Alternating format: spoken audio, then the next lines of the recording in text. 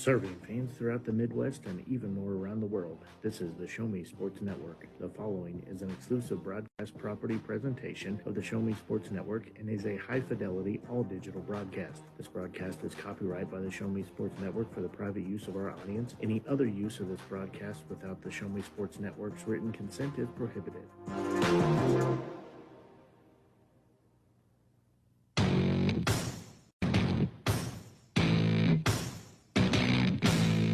It's time for Jefferson City Renegades Baseball on the Show Me Sports Network.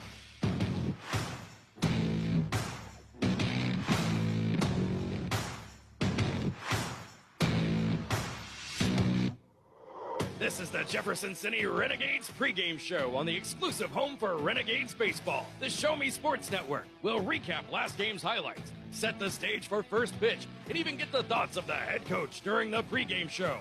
All while we get set to bring you the exciting play-by-play action of your Jefferson City Renegades.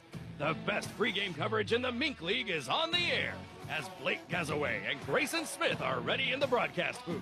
Exclusive pregame coverage of Jefferson City Renegades Baseball is brought to you by Centurion Communication, Batteries Plus Bulbs, Avon with Michelle Carty, Storm Pro Contractors, Mossy Oak Properties, Law Office of Russ Swanigan, River Oak Christian Academy, Kathy Rush Remax Realty, Eddie Gaydell Society, Joe Mockins Ford, Riley Automotive, Southwest Dental, Canterbury Hill Winery, The Dugout Sports Cars, Edward Jones, Central Bank, Farmers Insurance, Animal Medical Center, Downtown Chiropractic Clinic, Jefferson Bank, BE Renewed LLC, Poncheros, State Tech College of Missouri, MFA, and Han Custom Laser Engraving LLC.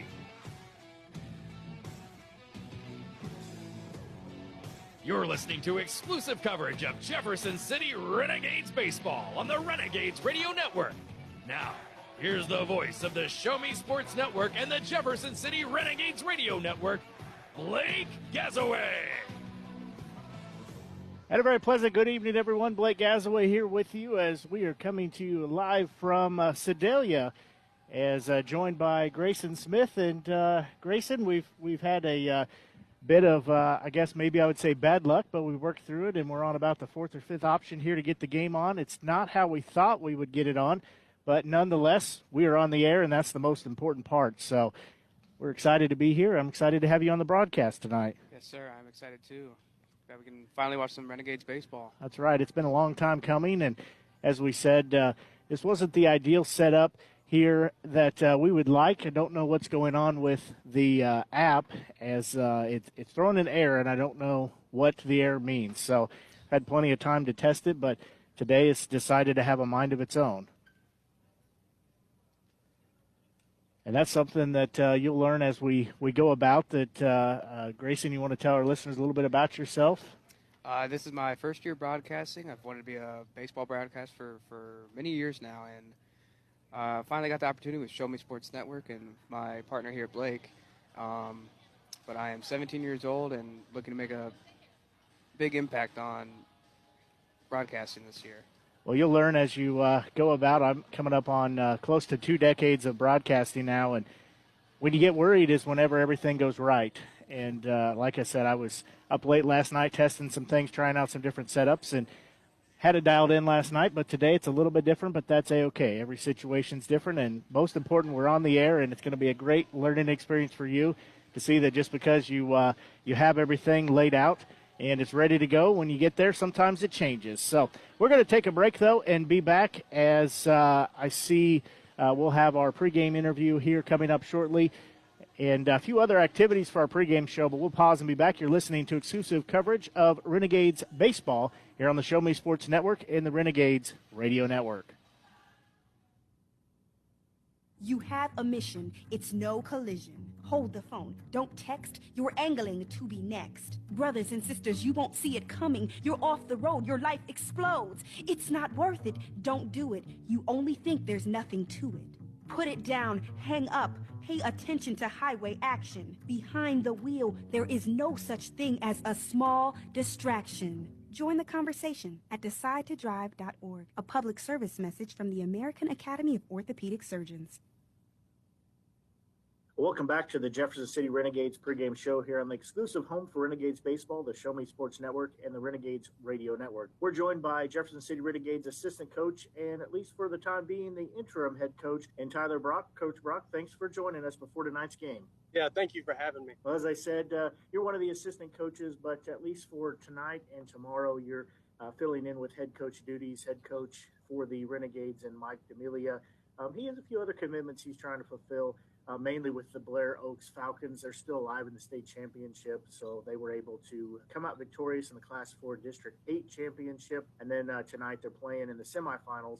That's for the Class 4 state championship. They are playing the hosting Hollister Tigers, so that game on the road. First pitch was just a few moments ago, about 6:30, so their game's underway. Winner advances to the championship game tomorrow. The loser will play in the consolation game tomorrow as well. So we do want to wish him and the Falcons good luck tonight, and we'll try to give some updates throughout the game. But before we get too far into our conversation here before tonight's game, why don't you kind of tell the listeners a little bit about yourself and your journey to where you got here today? Played baseball for 4 years at William Woods University. I had the opportunity to coach 2 years at a graduate assistant position. I was able to coach last year with the Renegades just as a volunteer for some throw games and some scrimmages. And then this summer I've been hired on as the assistant, dealing with mostly majority hitters and offensive players.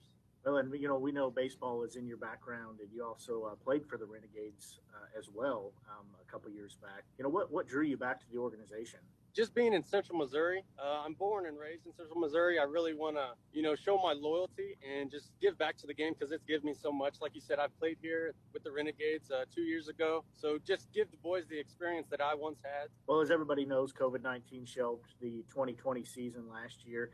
The Renegades, they did have a chance to do a few things last year, particularly be involved in the community, had a couple of scrimmage games and several other things. But when you look at it, it's been 680 days since the Renegades put on the navy and yellow clad uniform and played an official Mink League game. That seems like forever and a day, and for all intents and purposes, it has been forever and a day. Right. Definitely a long time coming. I know these boys are chomping at the bit. They were able to have their regular season fully, majority of them. So, they're ready to just get better in the summer league and, have a little travel, get to know some new guys, and build some relationships through the Renegades. Right. And despite not having a game over that period, the work never did stop for the organization, and it definitely gave a chance to maybe hit the reset on a few things. Yeah, definitely. I think we've gotten more involved with communicating with host families, getting youth teams in the community to come support and come hang out during BP, other things like that. To get the ball rolling, now that we've got the full season, we're going to make most of our opportunity. And when I look at this season, we look ahead to it. I'm very impressed with the roster from what I've seen so far.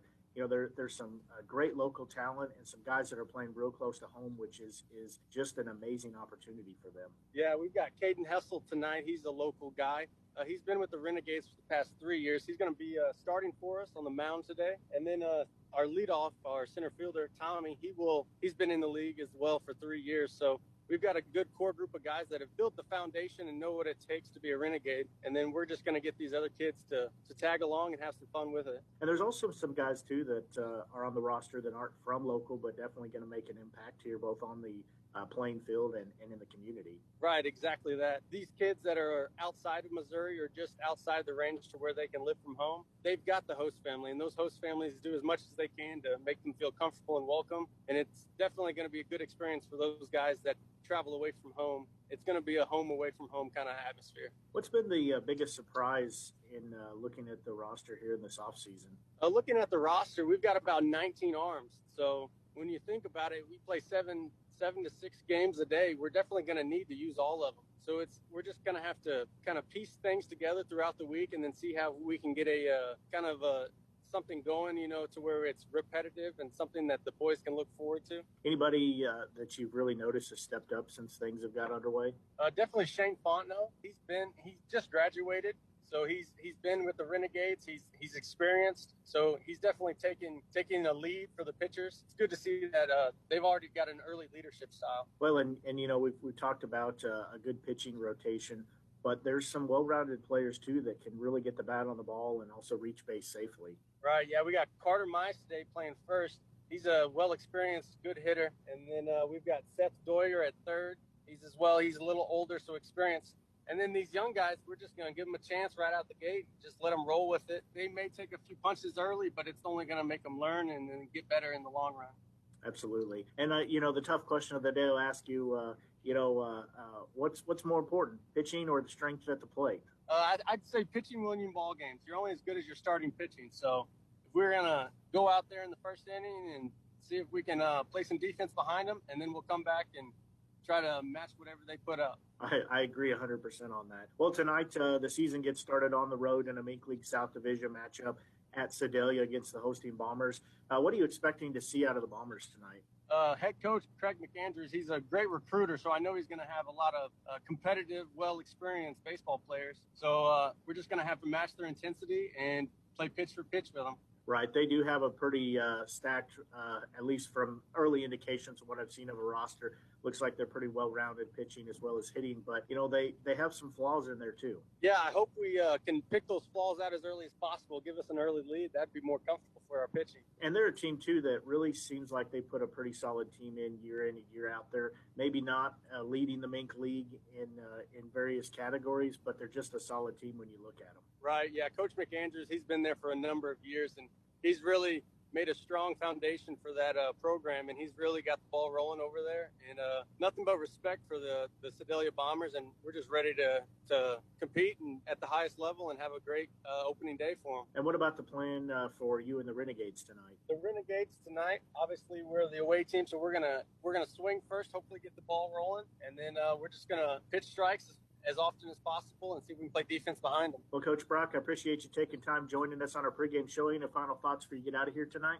Yeah, I appreciate it, and thank you, and go Gades. That's right. Let's go out there and get a win to start the season off right. Sounds like a plan. That's the Jefferson City Renegades assistant coach and interim head coach Tyler Brock. We're going to take a break and be back with more of your Jefferson City Renegades pregame show here on the exclusive home for Renegades Baseball, the Show Me Sports Network, and the Renegades Radio Network. We are war veterans. And firefighters. Mothers and fathers, brothers and sisters. And kids that play. Each of us has experienced unimaginable pain, had countless surgeries and skin grafts. And emerged stronger. We are burn survivors. If you're one of us, please know you're not alone. There's an army of friends waiting to help you recover, renew, and return. Please support the Phoenix Society for Burn Survivors and help someone rise again. Visit phoenix-society.org for more information. When I was young, I dreamed of being a cattle rancher. I wanted to be a professional basketball player. Children have many hopes and dreams. But there is one thing that all children grow up to be: citizens. Hello, I'm Justice Sandra Day O'Connor. And I'm Congressman Lee Hamilton. Young people are the future of our democracy. But they won't just wake up one day and know how to run this country. Each generation of citizens must be prepared to do its part. Visit iCivics.org and CenterOnCongress.org. If your child is not breathing, roll them onto their back. Check airway is not blocked. Gently tilt head back, hold nose, and breathe twice into mouth. Place heel of hand in center of chest and push down 15 times. Repeat breathing and chest massage until help arrives. If your child is... You know how to help your child if they've stopped breathing. But do you know how to help them if they have a drug problem? Visit drugfree.org for information, help, and advice. This message brought to you by the partnership at drugfree.org. Productions have been made as well as the national anthem performed as both teams getting ready to start their 2021 Mink League campaign underway. Grayson, what do you expect to see this season? Well, since COVID hit last year, I'm expecting some good baseball. I'm hoping Renegades can get some good old action, just get back in the groove, and I think it's a beautiful night out, and I think it's perfect baseball weather, and hopefully each team can compete as well as any other team there is. Well, I think you're right on that, and kind of had a little preempted pregame today with some of the technical difficulties we had. We like to have a visit with head coach, as we said, for tonight's game and tomorrow's. Tyler Brock filling in for head coach and Mike D'Amelia as he's got other obligations as the Blair Oaks team trying to make another run for a state championship. So I apologize for trying to catch up a few things. So leading off the game for the Renegades will be number 1, Tommy Rutherford. He's center field. First pitch to him. And he's going to hit it right up the middle, but it's caught on the fly. And it's going to be out number one. One pitch, one out. It's not the way the Renegades wanted to start, but it's good to hear that ball on the bat. Good thing it's a long 9 innings, so they got many more chances besides that out. So stepping in, playing left field will be number 13, Caden Dial. Pitch to him is in there for strike one. Pitching on the mound will be Jacob McCahill. That pitch low, that missed, so that'll even the count at 1-1. Dial in here for the Renegades, who said it's been 680 days since they've seen action. Swing and a miss there, that's strike two. He was hitting for the fences there, just couldn't connect. He steps in again from the left-hand side of the plate. That ball in the dirt. It's not, guess we wouldn't say dirt as it's good old turf field. field. Yeah. That makes these balls very quick to get in the outfield. So it'll bring up a 2-2 count with one out. So we're in top of the first. That one just missed, just a little high, so that's going to take us to a full count. Hope you're enjoying tonight's broadcast here on the Show Me Sports Network and the Renegades Radio Network. One out here, full count. That ball low, and it's going to be a walk. First one issued in the game. Stepping in, Brady Voss, right fielder. He's wearing number 6 today. Should be wearing number 6 this season. He'll step in. Bats right-handed. First pitch to him is going to be in there for a strike. As I said, just a little discombobulated here, trying to get caught up, but most importantly, we got the game on the air. Wasn't how we thought it would be, but we got it on. Runner on first. Big cut there, no connection. Looks like these guys are swinging for the fences already. That's right. That'll put Voss down at 0-2. It is 375 straight away down left field, 310. Well, there is some room here. It was windy earlier, not so much now. Thrower to first, runner back in time.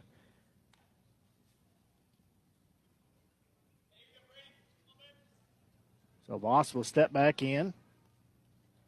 He's down in the count at 0-2, one out here. He's going to pop that up. That's going to go over our heads, so they will redo that one. Lost that in the sun, but that quickly got above our heads here as we sit on the first base side. Great vantage point here for us to watch the game. Yeah, thank the Lord we have a screen and a roof over our head. Otherwise, I would not be ready for that baseball. That one's going to go out of bounds.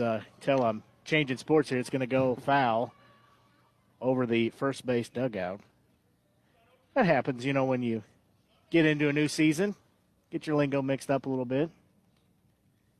Looking in again will be McCahill. He'll throw over to first again, back in time. No play there. They're really concerned about left fielder and Dial. So Voss will step back in. There's the pitch. Foul to straight back. Again, thank goodness for that net. That would have been out of here if he would have connected on that. So he is down in the count 0-2. He's had 2 strikes and taken 3 that have been foul. Still one out here. That one's going to miss. Ooh. The inside just missed. It's a good pitch. I don't think I would have taken that one. No, I definitely would have swung at that one. That's just me. I'm not the one on the field. I'd probably be swinging at all of them, too. So they'll look back in. There's a pitch, swing and a miss. And they're going to throw down, no play at first, but it'll be a strikeout for Voss. So that will be out number 2.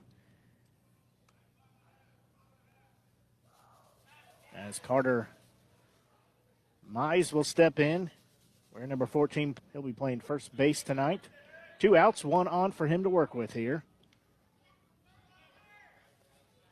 He will look in. There's the pitch. That one bounced about a foot in front of the batter's box, so that'll be ball 1. On deck will be third baseman Seth Denoyer.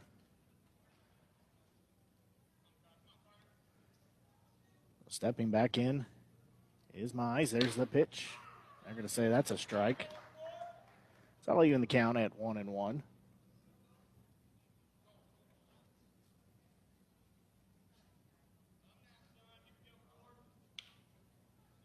Dayfield here in Sedalia, Missouri. And runner goes to second. They're going to have the throw, and it's going to get him. So he's going to get picked off, and that will end the inning. I like the play to try to get down to second base, but just didn't quite get the jump he needed. So that'll take us to the bottom of the first inning. Still no score as you're listening to Renegades Baseball here on the Show Me Sports Network. Jill, this is an awkward, confrontational accusation. Ugh! Outraged denial. Skeptical response. Distrustful outburst. Angry, irrational statement I'll regret later. Angrier statement followed by overdramatic exit. Desperate, confused, empty threat. If you suspect your children are using drugs, learn how to have a more productive conversation at drugfree.org. This message brought to you by the partnership at drugfree.org. 60% of high school seniors don't know the purpose of the Declaration of Independence, even though the purpose is right in the title. While some students think civics is dry and boring, often it's not taught at all. I'm Justice Sandra Day O'Connor. And I'm Congressman Lee Hamilton. Thomas Jefferson, the author of the Declaration of Independence, understood that each generation must learn how to participate in our democracy. We must provide engaging civic education to our children and to our grandchildren. Visit iCivics.org and centeroncongress.org.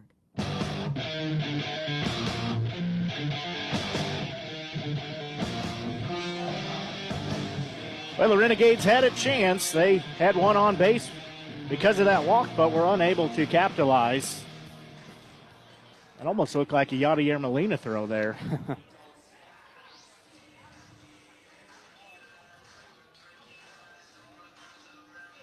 As I said, we'll catch you up on who's where, as on the mound will be Caden Hessel, rather. So he will draw the first start of the season.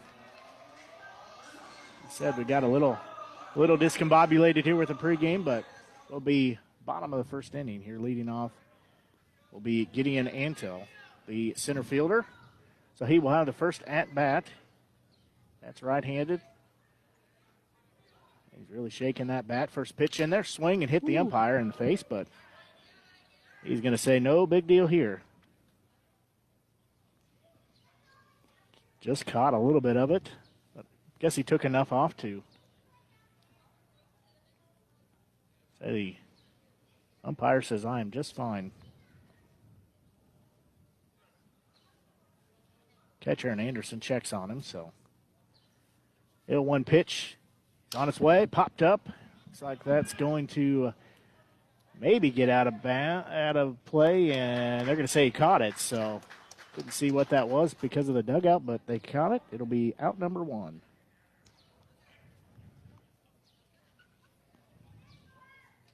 Popped out to third baseman.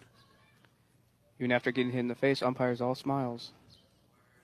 He is enjoying the game today. Now stepping in will be second baseman Kellen Williamson. He will step in. He bats on the left-hand side of the plate.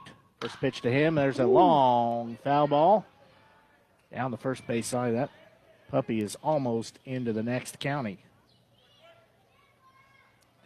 All that equates to, though, is a long strike. So the 0-1 pitch, that one in the dirt. Looked like it almost went behind him. How did he avoid that? I think they're a little more agile than either one of us are. So the 1-1 pitch forthcoming. That one's going to be a bouncing ball over to second base. They're going to field it, throw it, and it was wide. He's going to be safe. I don't know if coming over, if Burton's foot just, I don't know if it got caught in that turf, but either way. Yeah, it looked like it took a weird hop and just got the ball wrong in his hand and threw it over first base. Yeah, it wasn't a real fast-hitting ball, but it's like they're counting that as a hit. That's what I wrote it down. I figured they would too. And on the he's actually going to get to second on the pass ball. So Williamson will be standing at second.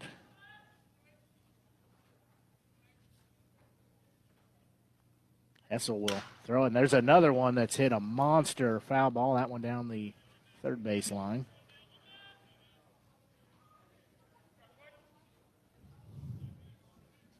I think that one's still going out there. It's like an Albert Pujols over the bridge in Houston. Still don't think that ball landed yet. Dillman will step back in. Down 0-1. That one in the dirt. Nice job to stop it. As Anderson over to stop that.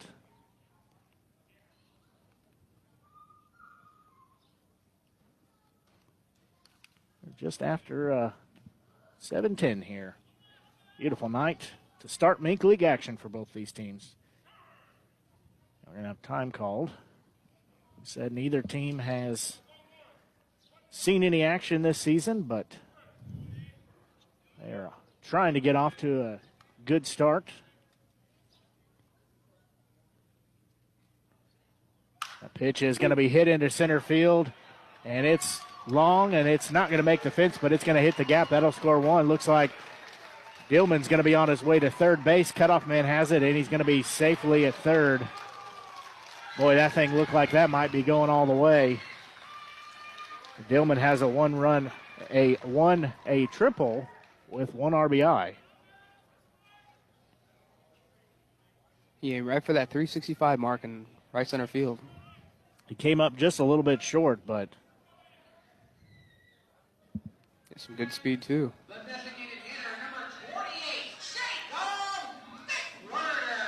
Jacob McWhirter, the designated hitter, will step in as his team leads 1-0. As a runner on third, 1 out. Ooh. Big cut there and missed everything. It's a good old fastball right by him. That's the way you bring the heat. So he's starting at bat right there. So he'll step back in as he bats from the left side of the plate.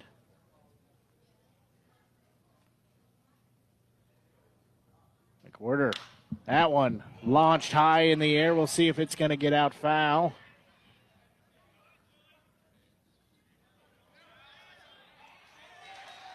And they're going to score another run, so it went foul, but popped out and was able to get a second run. So, boy, they're hitting them a mile high here. Everyone's swinging hard. First game. Can't really see down this first base line. Can't really tell what it is, but so Stallman will step in. First pitch to him misses. Brandon Stallman playing shortstop. That pitch a little high as well. That'll be ball 2. So he'll step back in. Don't have the heights, but he's a tall player. Next pitch to him. That's going to be in there for strike. Good curveball.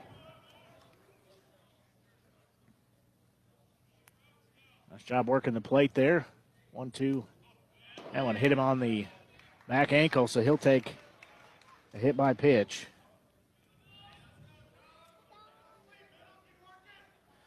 So now that'll bring in, check my roster, Duffin Makings.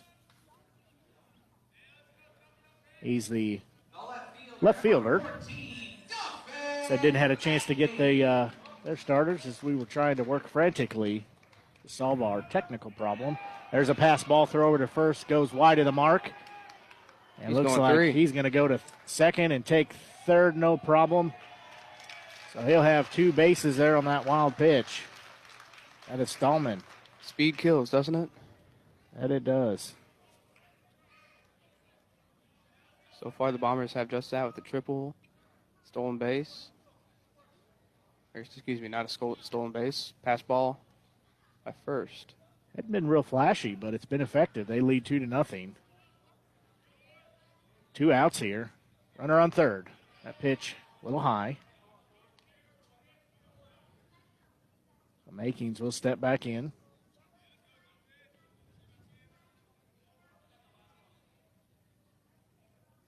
There's the pitch. That one delayed call, but strike one.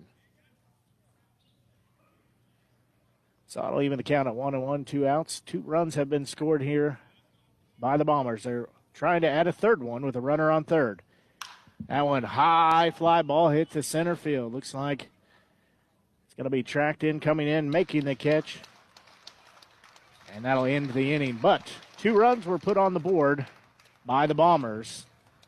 We'll pause and be back. You're listening to exclusive coverage of Renegades baseball here on the Show Me Sports Network.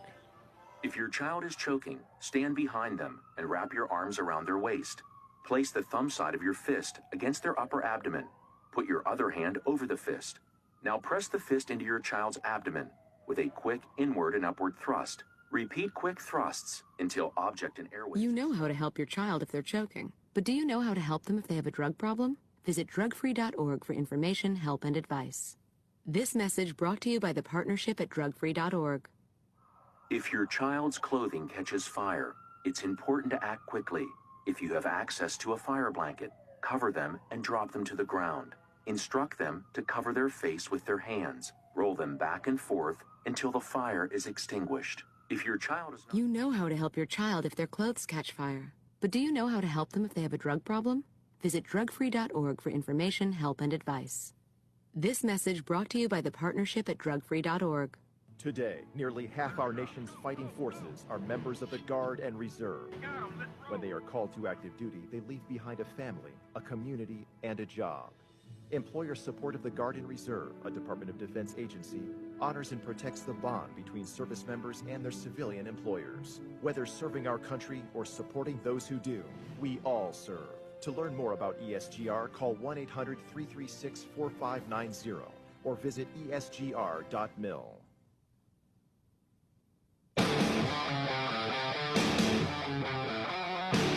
Well, we head to the top of the second inning here. Stepping back in will be first baseman Carter Mize. He's going to hit a bouncing ball. It's going to get through, so he'll have at least one. First pitch swinging, and he will get credit for a single there. That was a hot shot right up the middle. Just missed a diving shortstop, but base hit for Carter Mize. Well, he was tracking that ball all the way, and he connects with it, and he's got a leadoff single, so Renegades trying to get something going here. Third baseman Seth DeNoyer will step in. He'll step in from the right side of the plate. Lots of lefties, aren't there? There are. 1 on, no out. He'll take that one for a strike on the inside corner.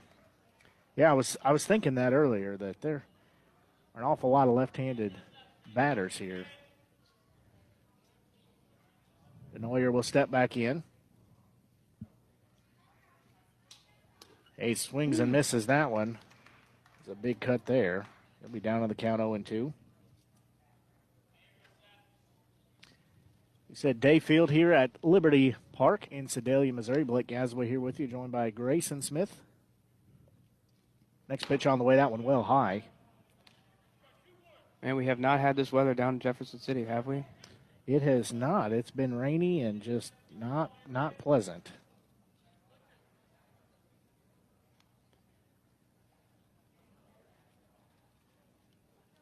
The 1-2 pitch, that one in there, strike 3, got him looking. That'll be the first out. Now the top of the second here. Catcher Hamilton Anderson will step in. He'll bat lefty again. He has a runner on first. That is Mize. That ball in the dirt, and Mize is going to take second. Throw is there, and he got around it. Had to wait for the call, but he was able to get around on the ball in the dirt. So Anderson will step back in. Now he has a runner on second. Renegades trail 2-0. He'll ask for time and step out. It's a beautiful evening here for a ball game. I have sure missed this weather. That pitch, that's going to be low. Bottom fell out. So that will make it a 2-0 count. So in the favor of Anderson. McCahill's pitch. That one right down central for strike one. Anderson has sort of batting stance just like Paul Goldschmidt of the St. Louis Cardinals. Bat right down his back, and somehow he can get that up and just hit the ball. It always amazes me how players do that. Yeah, he does hold those hands pretty high, a little above his ears. Next one's on his way. Might have got a piece of that one. It was a late swing, but high pitch. Just couldn't lay off the high, fast one there. So it'll be 2-2, 1 out here in the top of the second.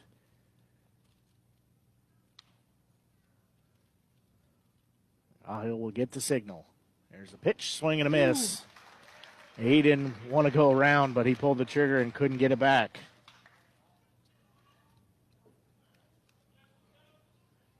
He knew that when he was walking away. So designated hitter number 7, Jason Marty, will step in from the right side of the plate. He's got 2 out here. Runner on second. Big cut there, no connection.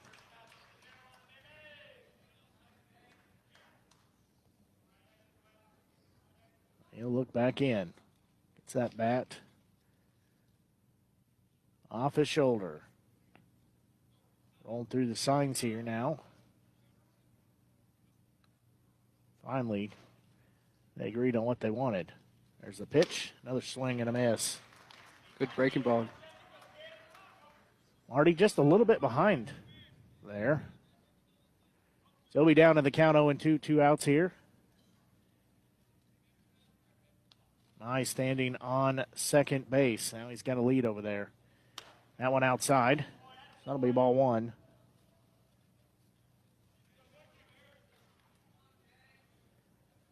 We said both these teams getting their season underway. Both having a few little kinks to work out, as the Renegades are down 0-2 right now. They'll step off and reset. 2 runs scored in the bottom of the first inning for the Bombers. Next pitch on the way. That one straight down central. Caught him looking. And that will end the inning.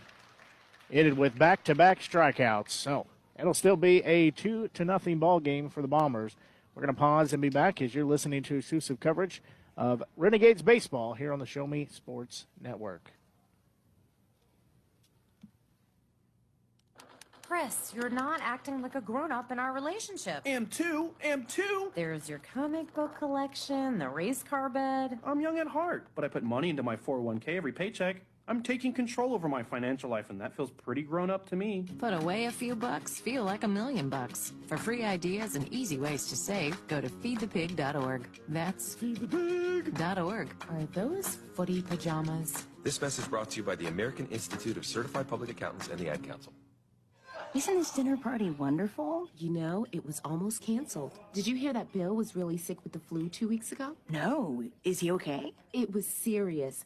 Bill got sick quickly with a high fever. Jeanette called the doctor right away. The doctor said it was flu and prescribed a medication that helped him get back on his feet. Well, thank goodness. That Jeanette got her flu shot because, you know, she's expecting. I guess that was another thing you didn't know. A message from the Department of Health and Human Services.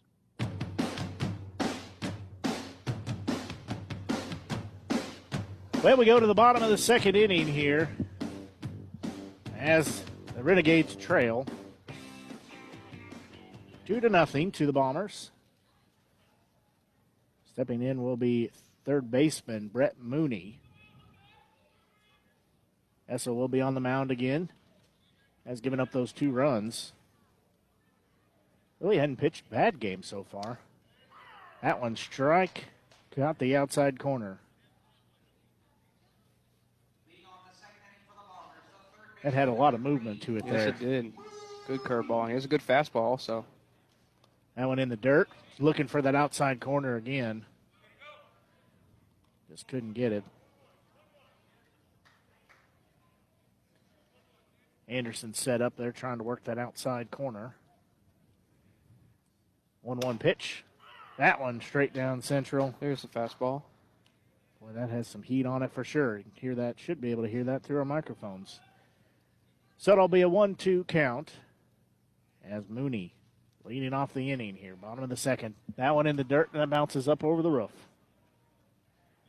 Nasty bounce. Wow.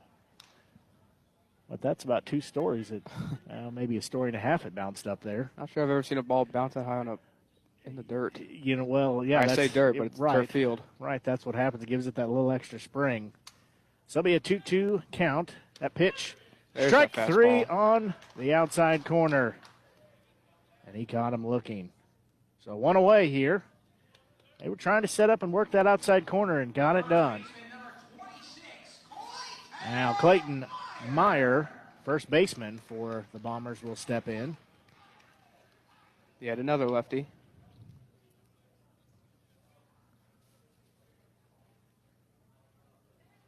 Essel's first pitch to him. Misses outside.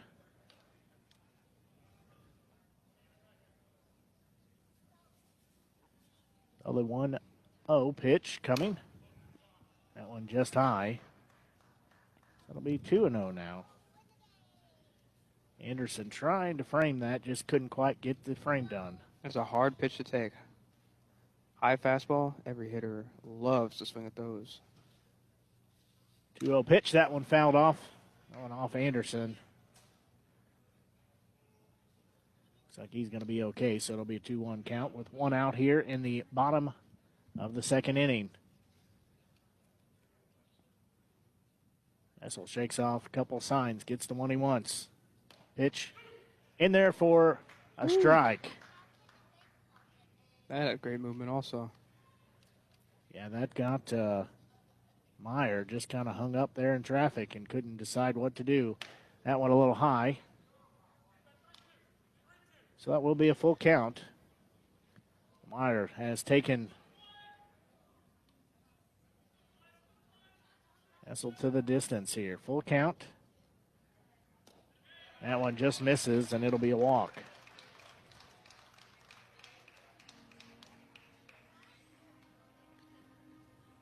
So stepping in now will be right fielder, number 2, Wyatt Towle.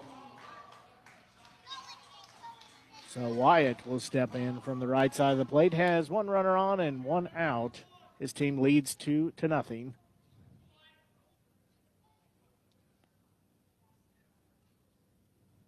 Swing and a miss there. Flew it right past him. That was a very good fastball. I think I'm going to talk about that fastball all night. Big time cut there. Couldn't connect with that.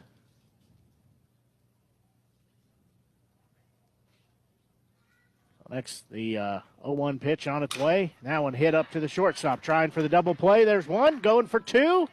And they got the double play, and they are out of the inning. Good old 6-4-3. 6-4-3. You don't see that. We see it pretty regular, but we don't get to call it that often. So nice job to work around, get out of the inning without any damage done. We'll pause and be back as you're listening to Renegades Baseball here on the Show Me Sports Network.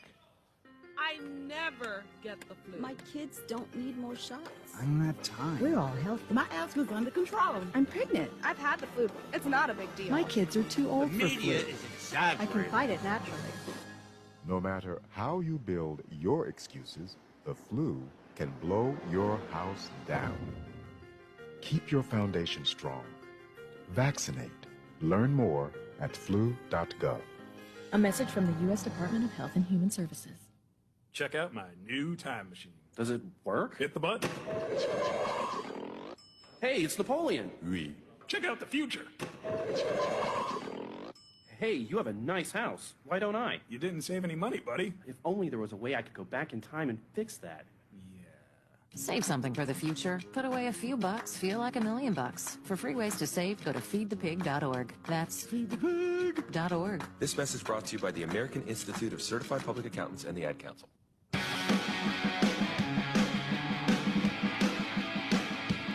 Hey, we just saw some youngsters get to do the dizzy bat run there and run down to first and back. I said they did probably a whole lot better than I could just trying to run by myself. Oh, yeah. Totally agree. I would not be able to do the same. So we're going to go to the top of the third inning. Renegades have a little bit of a hole to work out of. They trail 2-0. They've had some chances, just haven't been able to capitalize. Yeah, they haven't had the greatest plate discipline so far. Swung a lot of pitches outside and taking some right down the middle. And you kind of expect that here with these guys, playing collegiate ball, and their seasons have been done for not a long period, but for a little while, and having maybe a little bit of rust, and maybe I wouldn't even call it rust. Maybe I would call it more of just some jitters to having some time off and getting into a new situation. And if their schedule has been anything like mine, it has been this whole week. We relocated this weekend, among other things, and it's been crazy with the holiday. I lost a day, and it's just been a busy last couple weeks. So Joseph Kielholtz, shortstop, helped set up that nice 6-4-3 play to end, double play to end the bottom half of the second inning. And as I said, if my schedule's anything like these guys, it's been quite an adventure to say the least. First pitch to him is going to be in the dirt, headed our way. Can't catch that one.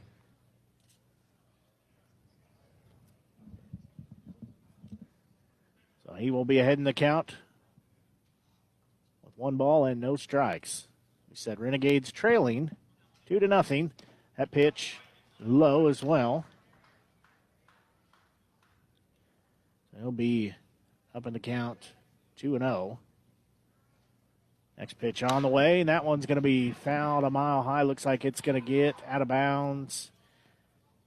It's out of bounds. See, I'm still stuck in basketball, I think. It's going to get out of play along the third baseline.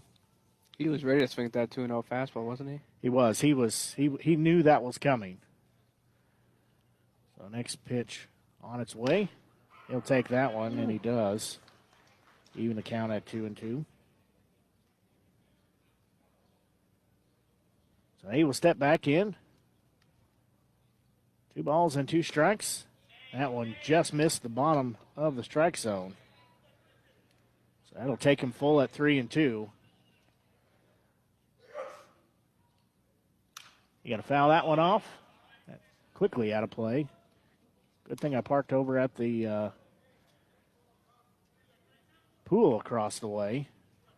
So far, the Renegades have had 1 hit, just 2, officially 2 hits for the Bombers. They have those 2 runs.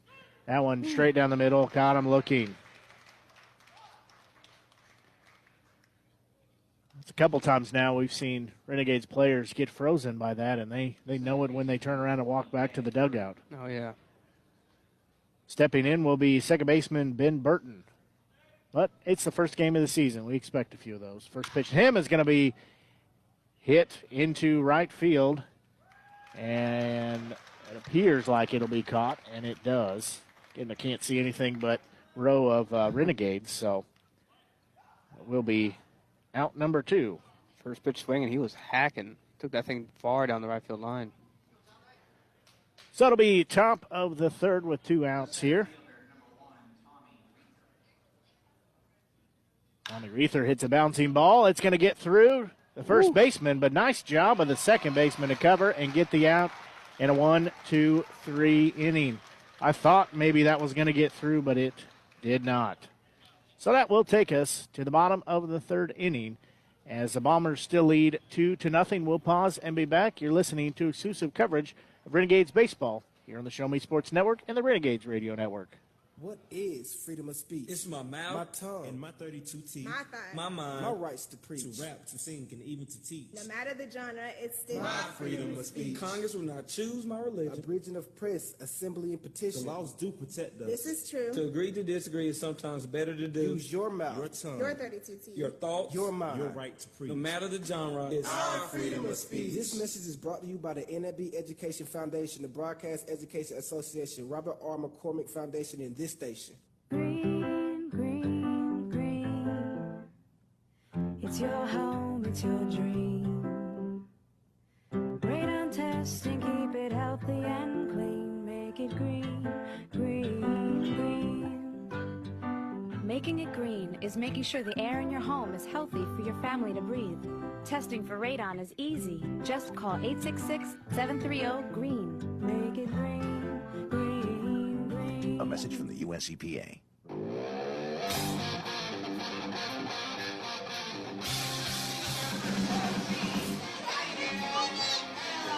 Well, we've been stuck on this 2-0 score for a while. Leading off will be top of the order again in center fielder Gideon Antle. He popped out earlier on the first pitch. That one bounces in the dirt. That'll be ball one. Actually, that was second pitch that he popped out with. That one hit into center field, trying to track it down and making a diving grab for it is center fielder. So that'll be one out there. Nice job there. Great play in center. That was a long out, but out nonetheless. Second baseman Kellen Williamson will step in. He'll have one out here. I said Bombers leading 2-0. They have 2 hits. Just 1 hit for Renegades. First pitch to him. Bouncing ball is going to be taken at second base. Over to first. In time. Really had to stretch him out, but he was able to get there. So that'll be out number 2. 2 quick outs, what a pitcher loves to see. Yeah, just a matter of 3 pitches thrown too. That's what a coach loves to see is you can get 2 outs with 3 pitches. So catcher Zach Dillman will be up. He'll bat right-handed. First pitch to him, Miles. That one right behind us, so that'll be a high strike number 1. Didn't even hear that one land, so must have cleared well over our heads. So he's down on the count 0-1.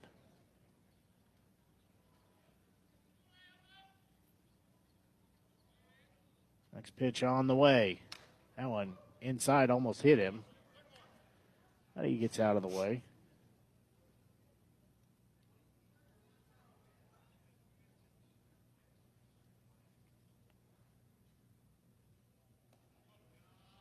That one misses too. It's a beautiful night for a ball game here. So it'll be a 2-1 count, 2 outs. That's a good pitch. That one in there for strike number 2. So it'll be 2-2 with 2 outs. That one high, might have been a little inside.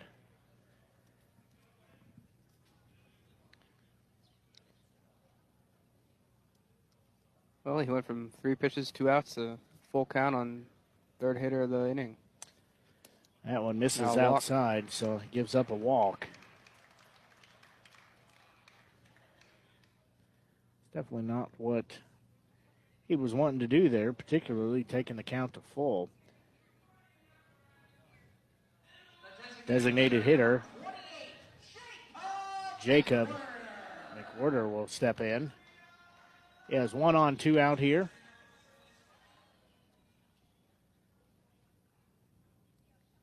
As Hessel looks in. There's the pitch and another high pop-up. See where that one went, but they're coming in.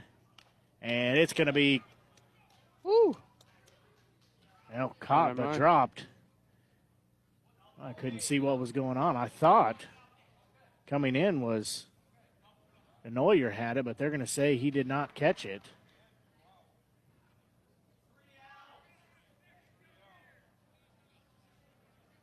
They're going to say that he just, I didn't see him drop it, did you? No, not at all. Either I'm completely blind or I just completely missed it. Well, either way, it'll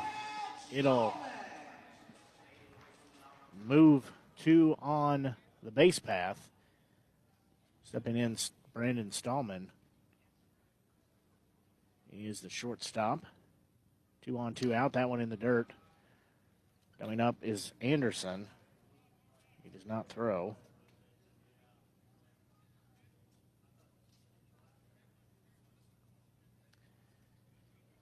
I guess we were screened off. It looked like he had caught that. Had some fans in the back saying it's 3 outs, too. So it'll be a 1-0 count here for Stallman. Renegades already have 3 errors on the day, and we're only in the 3rd inning. That one in there for the strike. It's a good curveball. So leaving the count at 1-1, 2 outs here. No runs, 1 hit, and 3 errors for the Renegades, and 2 runs on 2 hits and no errors for the Bombers. That pitch outside. That'll take the count to 3-1.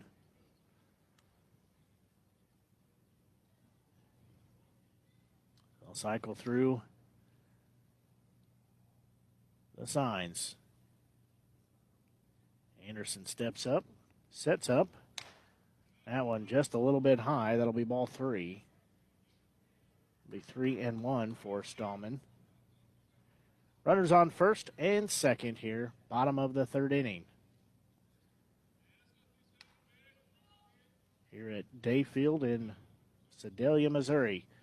That pitch is going to be a bouncing ball. It's going to get through the gap there at first base, and they're going to try to score a run, and they'll score at least 1.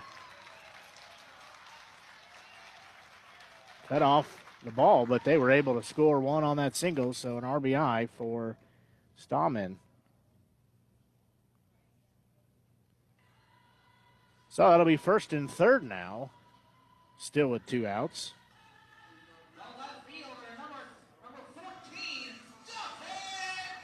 So Duffin Makins will step in. He's playing left field.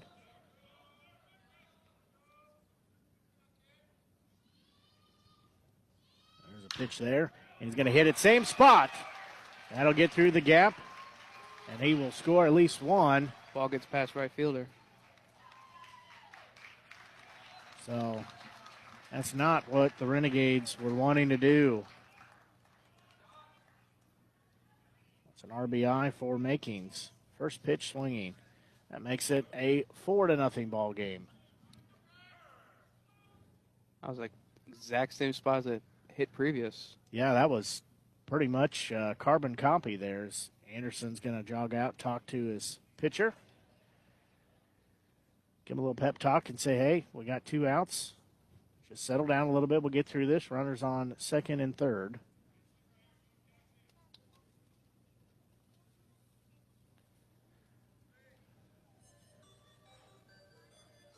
Well, get back and get set. Said Blake Gasaway here with Grayson Smith alongside myself.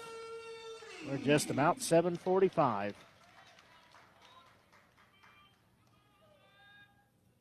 First pitch on the way. That one's just a little high. That one for 3rd baseman Brett Mooney. Well, he'll be up in the count, 1-0. Runners on 2nd and 3rd with 2 outs here. Bombers lead 4-0. That one in there for a strike. Whew. Renegades got lucky with that call. Looked a little too low for me. It was a delayed call, but I think it did just sneak over. Does have a lot of movement. That one well outside. Anderson had to go out and get it. So it'll make the count 2-1. As Hessel will step in. Finally decides he gets the sign he wants. Right-handed a pitch. It's going to be in there for strike 2.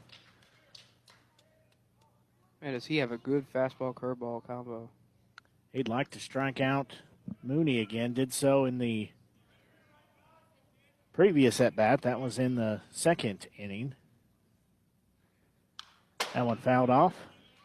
straight back. So they will step back in, does Mooney, with a 2-2 count and 2 outs here. Hessel trying to work out of this jam he's in. He's got 2 on, but 2 out. Next pitch on the way. That one missed outside. This will be the 7th pitch here to Mooney.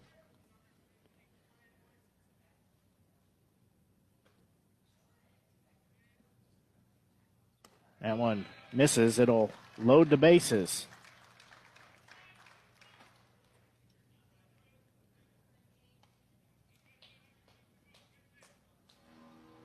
Stepping in will be first baseman Clayton Meyer. Well, I guess that's one way you face adversity early in the season. This is a pretty good opportunity for that. The Renegades are going to take a moment here and step out and talk about some business. Tell you just about 13 minutes before 8 o'clock here at Dayfield in Sedalia, Missouri. Blake Gasaway here with you, joined by Grayson Smith on the Show Me Sports Network and the Renegades Radio Network. We said Grayson didn't start off quite like we thought it was. Guess it hadn't started off quite like the Renegades thought either, but we were able to get our game on the air, and hopefully they've still got time to get back in this and do some damage. Yeah, Renegades got they got a little unlucky in the first inning with a couple errors, and this inning it's just been walks and hits and good baseball by the Bombers, but they just need one more out to get out of this. Still got a long game ahead of us, So Meyer will step back in. Bases loaded, 2 outs here. First pitch to him is a strike.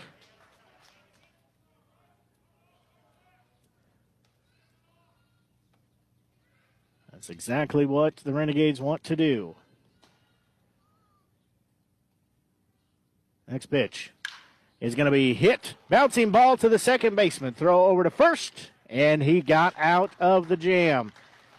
He did give up 2 runs, but bases loaded. That could have been a whole lot worse. After 3 innings, the Bombers lead the Renegades 4-0. We'll pause and be back. You're listening to exclusive coverage of Renegades baseball here on the Show Me Sports Network.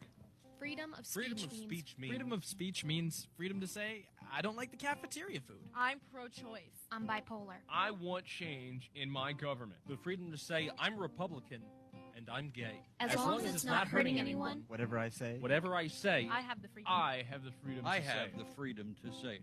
This message is brought to you by the NAB Education Foundation, the Broadcast Education Association, Robert R. McCormick Foundation, and this station. Dr. Gaines, nice to see you getting groceries instead of in your office. Hi, Julia. How are the kids? Great. They're at a birthday party. I have to put on my pediatrician's hat here. I haven't seen them in my office for flu vaccines yet. They're big kids. Do they need flu vaccines? CDC recommends flu vaccinations for all kids from 6 months through 18 years. Flu can be serious. I'll get the kids their flu vaccines, Doc. And you can get your flu shot right here. I'll even treat you to a lollipop. A message from the U.S. Department of Health and Human Services. For them, as they trail 4-0, have no runs, 1 hit, and 3 errors. 4 hits and 4 runs and no errors for the Bombers. So Caden Dial will lead off the inning for the Renegades. He walked in the first inning, and he was caught stealing. First pitch to him in the dirt. He was caught stealing, and that ended the first inning of action. That one straight down central. So that'll make it a 1-1 count.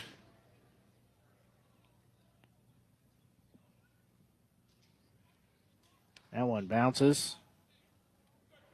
As we said, not dirt here. It's a pretty much all AstroTurf field. I've only broadcast on one other like this. That one straight down central for strike 2. Must be in Parsons, Kansas. Used to be anyways. Quick pitch. That one fouled. Out of play over the Renegades dugout.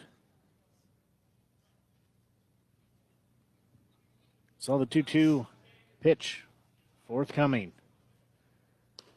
And one a little low.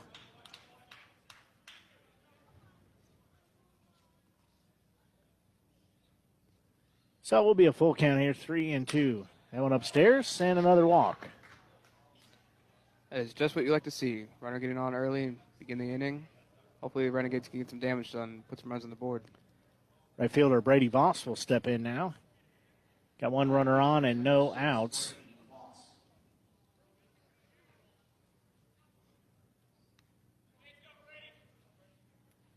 He will bat right-handed. First pitch to him is a shot hit to center field. It's shallow center field, and it's going to bounce in there. And unfortunately, Dial's going to be out. He was trying to hold up in case it was caught because that ball had some height but just died. Voss will be safe at first, but that'll be one out.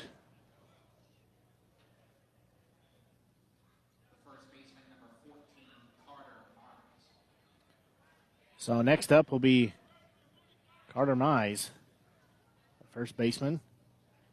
He has one on and one out here. Throw over to first, back in time is Voss.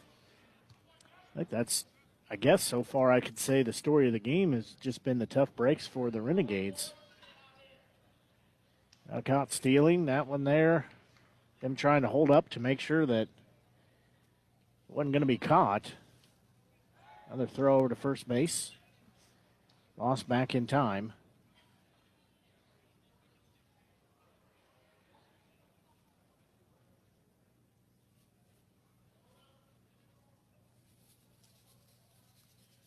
Cahill steps back in. That one. Oh, now. Ooh. He's going to make it. Well, they dodged a bullet there. As Voss took off, that ball was high, bounced out of the catcher's mitt. And he took off and got stranded. Looked like his foot kind of got a little caught there in the turf and couldn't get turned around in time, but he's able to slide in. So it'll be a 1-0 count with one out. That one in there for strike. Mize will be in at 1-1. One out. They trail 4-0 to the Bombers. Next pitch on the way. That one's low.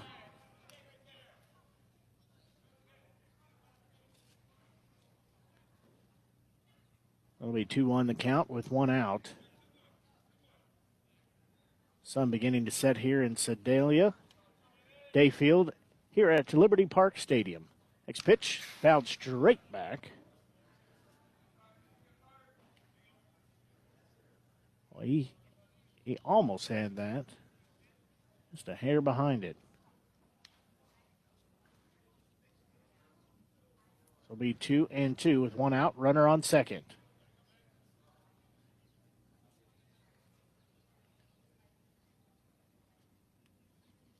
Next pitch, that one gets by him and should be third base.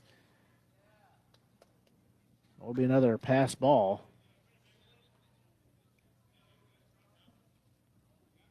So Voss is standing in scoring position down at third base.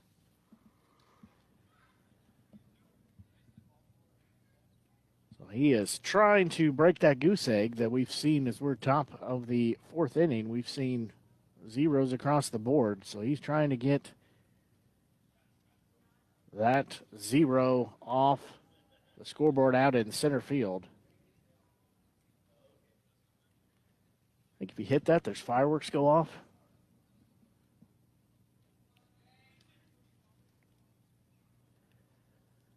So the 3-2 pitch on the way, and it's going to be lined up and off the glove of the shortstop, and everybody's going to be safe. And the Renegades get their first RBI of the season. Hopefully that's what gets them started. Got 1 run, might as well score 3 more. Absolutely. So they're trail by 3 at 4-1 now. Seth Denoyer steps in, playing third base. He struck out looking earlier. That one in the dirt. 4 errors already in the game. Looks like everyone's getting a little bit of those jitters in the first Mink League game. I agree. And you kind of expect that, as we said. New teams, new things. I know I was a little nervous for today as well. That one down central for a strike. I wasn't so much nervous for myself calling the game or working with you, but more about the equipment, and my, I guess, nerves were correct. But like we said, we got it on the air. That's all that matters. Perseverance wins the race every time. So 1-1 count, swing and a miss. Denoyer was swinging for the scoreboard there. That was a big league cut. He'll take a deep breath. He'll step back in. He's down in the count 1-2, has 1 runner on and 1 out here in the top of the 4th. Next pitch, swing and a miss. That will be out number 2. So stepping in will be a catcher, Hamilton Anderson. So he's got 1 on with 2 outs here. First pitch to him, a swing and a miss. He was late on that fastball. Not sure if he was expecting that. It's a good-looking swing, just, as you said, just a hair late. So the 0-1 pitch. On its way. Straight down. I guess not straight down central. Looked like it was good to me. I think it was straight down central. It just was off its mark, so we'll even the count at 1-1. He can foul that one back off. I'll put him down in the count at 1-2.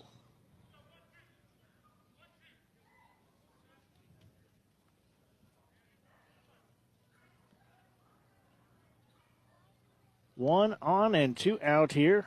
1-2 pitch. Is strike 3 call that painted. He did not like that call. Just painted the outside corner, but it was enough. That'll take us out of the inning, however. The Renegades do get 1 run. They trail 4-1. We'll pause and be back as you're listening to exclusive coverage of Renegades baseball here on the Show Me Sports Network. What is freedom of speech to me? It's my right to say whatever I want to say, however I want to say it. I can talk politics, philosophy, sports. I can yell about it as loud as I want. I can say it just to a whisper. I can blog about it on the internet. I can sing about it, even if I can't really sing. Because I have a voice that matters. We all do, so speak out. This message is brought to you by the NAB Education Foundation, the Broadcast Education Association, Robert R. McCormick Foundation, and this station.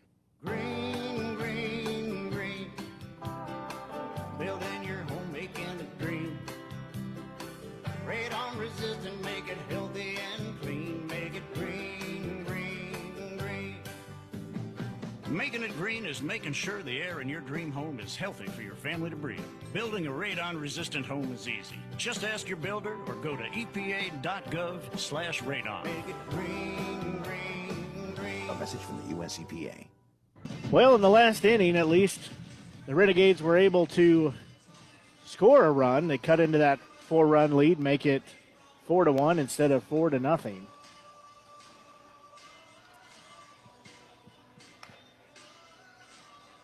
So far, it's not been a bad played game, as we've said, for either team. Just hasn't gone away. 1 error for the Bombers and 3 for the Renegades.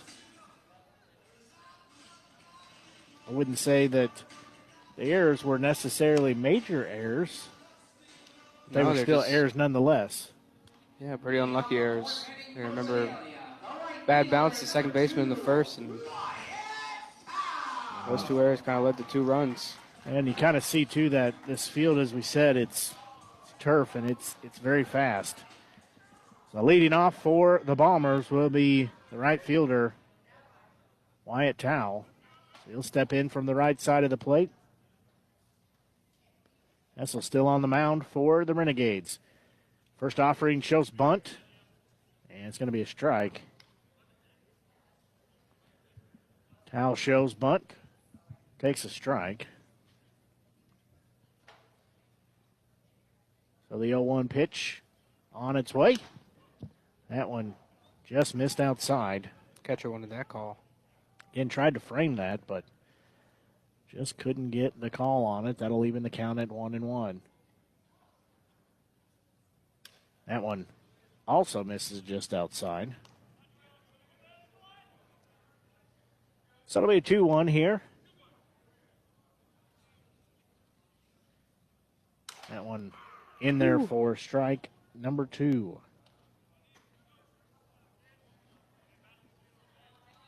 Four runs on 4 hits and 1 error for the Bombers.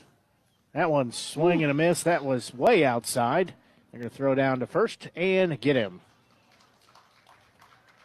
That'll be out number 1. You know, it's a good curveball when you got hitters swinging like that. It was, 2/3 of the way outside of the other batter's box? Yeah. So that'll be out number 1. Center fielder Gideon Onto will step in.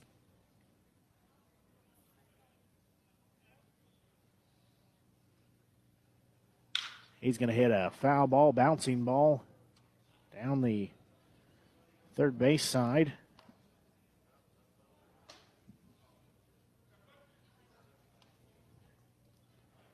So he will be down in count at 0-1.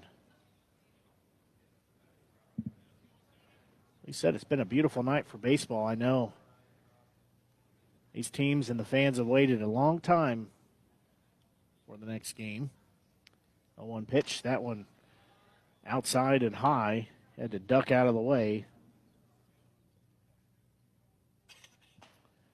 So I'll make it a 1-1 count with 1 out.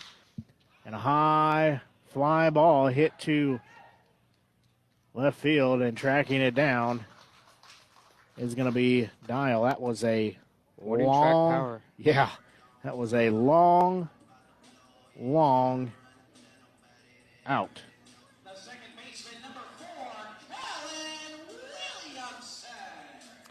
Can't really tell from where we're at where the warning track is, but I think he was almost to the fence there. So long out there. That was what hit about 360, needed 365.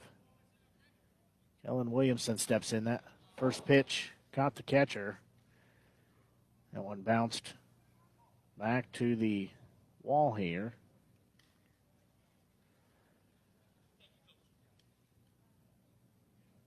Anderson will take a moment to gather himself.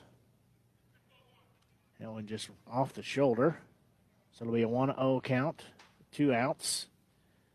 That one's going to be a foul ball. Hit over on the first base side. Looked almost more like a golf swing.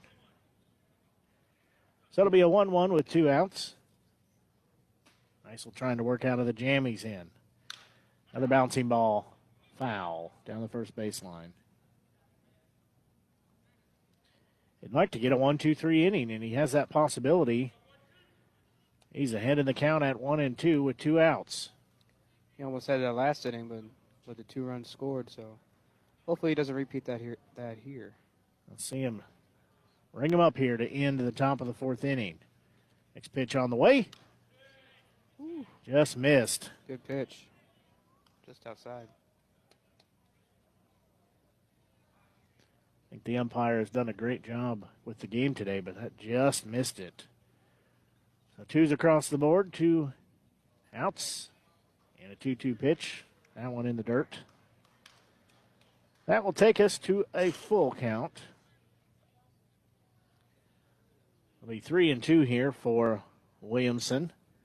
Dillman in the on-deck circle. Their catcher, that one, in the dirt as well. So it will be a walk.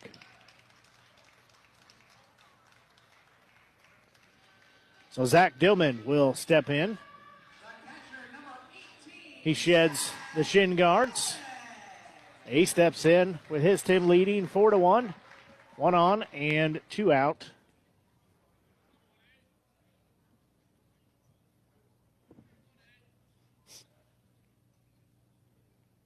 He will step in on the right side of the plate.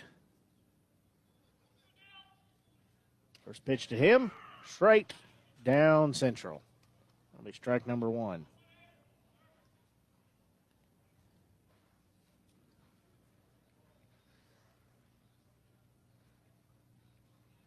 He will be down in the count at 0-1.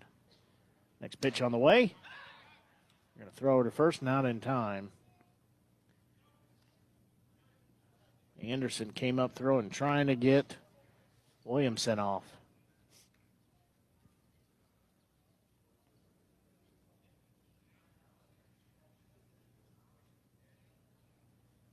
So Dillman steps back in. That pitch just a little high. Again, having good movement here, just can't get the call. Yeah, like I said earlier, this guy's a good fastball, curveball combo, so I can't speak. Just needs some better calls. So, Eisel looked like he was going to throw it to first, does not. There's Williamson over there on first base, 2 outs here. That pitch in there for a strike. It'll be 2-2.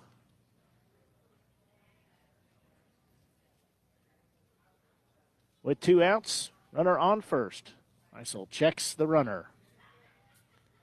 Just shy of 8:10 here in Sedalia. He'll step off. As we said, Blake Gasaway here with you, with Grayson Smith coming to you on the Show Me Sports Network and the Renegades Radio Network. We're doing a little different today. Had some technical issues, so we're sending it out on Facebook, but most importantly, we got it going. That pitch is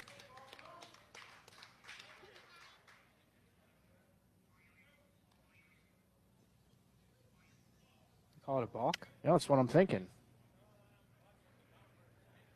Well,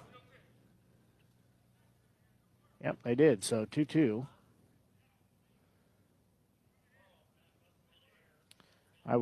My brain was thinking about something else there, and I couldn't articulate what was happening. So Williamson will move over to second base on the balk.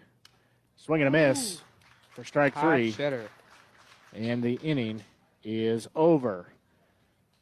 After 4 innings, it is 4-1 Bombers. We'll pause and be back. You're listening to exclusive coverage of Renegades baseball here on the Show Me Sports Network.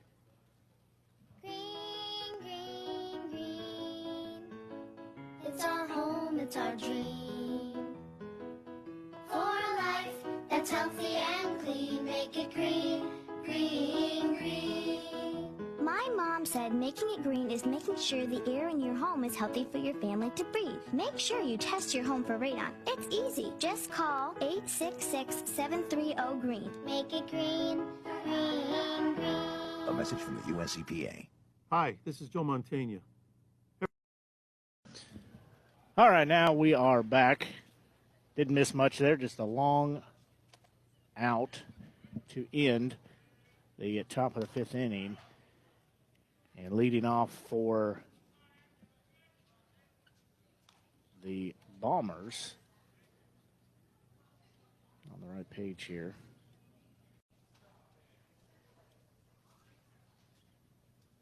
he is their designated hitter, Jacob McWhirter.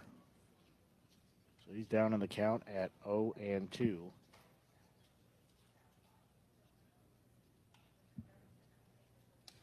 That one in the dirt. Also had a pitching change for Renegades and Andrew Patton. So I apologize having to restart. Figured out the problem.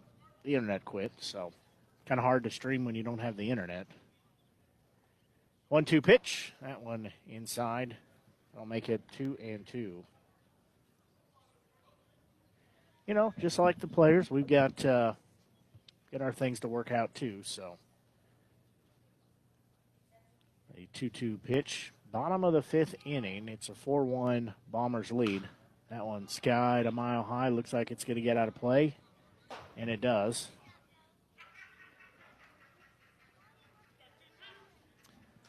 As I was saying before, I guess we lost internet a while back. Hopefully you're enjoying tonight's broadcast. Be sure and write us on Facebook. Send us a message. Tell us where you're listening, and hopefully that you are enjoying the broadcast. The 2-2 pitch low.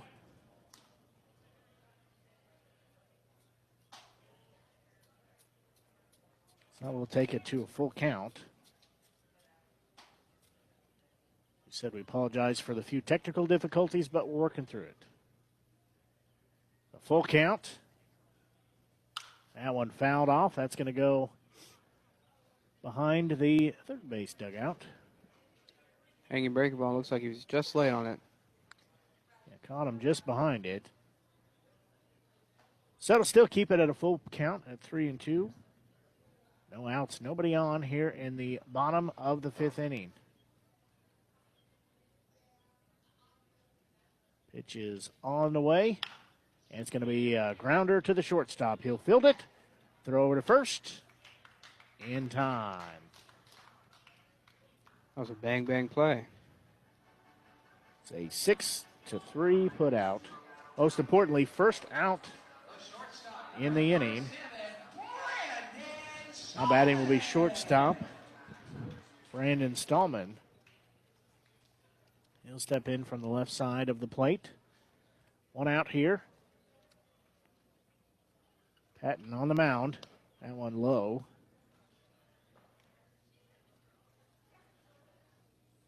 So Hessel's night is done.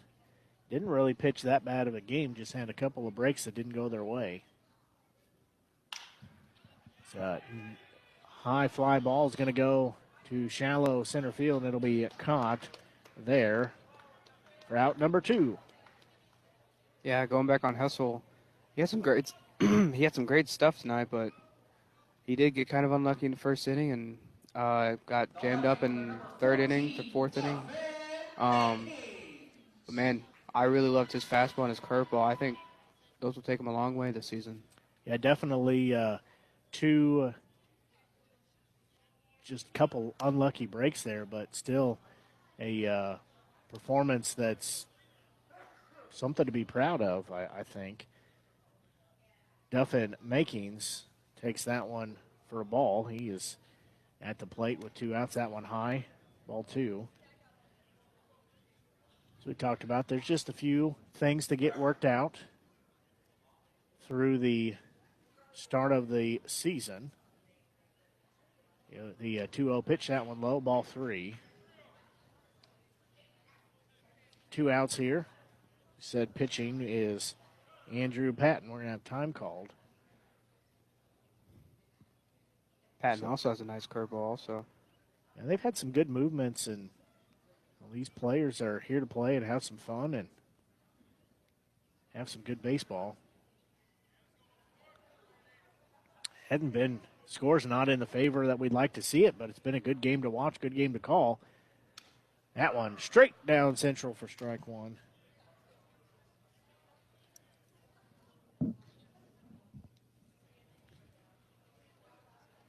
Well, the 3-1 pitch forthcoming. That one's going to be a bouncing ball to the pitcher. Hop. Weird hop. And doesn't get the throw in time.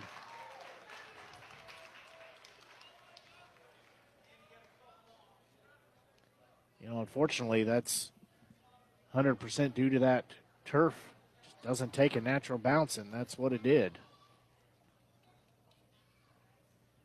So third baseman Brett Mooney will step up to the batter's box now. He's got 1 on and 2 out.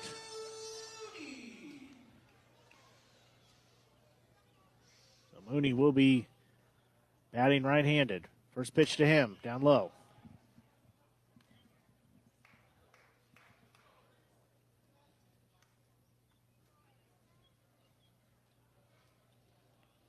So will be the 1-0 pitch coming. Runner on first base. 2 outs here.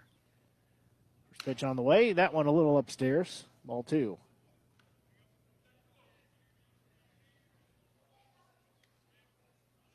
We're near an 8:30 here at Dayfield and Liberty Park Stadium in Sedalia, Missouri, home of the Missouri State Fair. Runner goes. There's a ball, but throw looks like it's in time, and they're going to say it's not. Boy, that was a close throw, just a little bit high. That's a great throw by Anderson.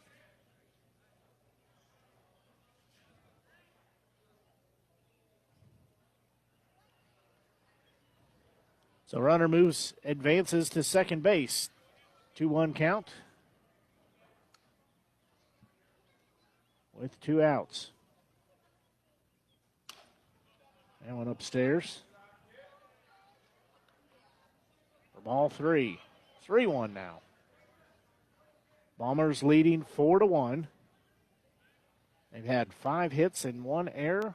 1 hit and 3 errors for the Jefferson City Renegades. Patton looks in. Finally gets the signal he wants. Anderson sets up. Nice job there. Strike. That will make it a full count. He's battled back.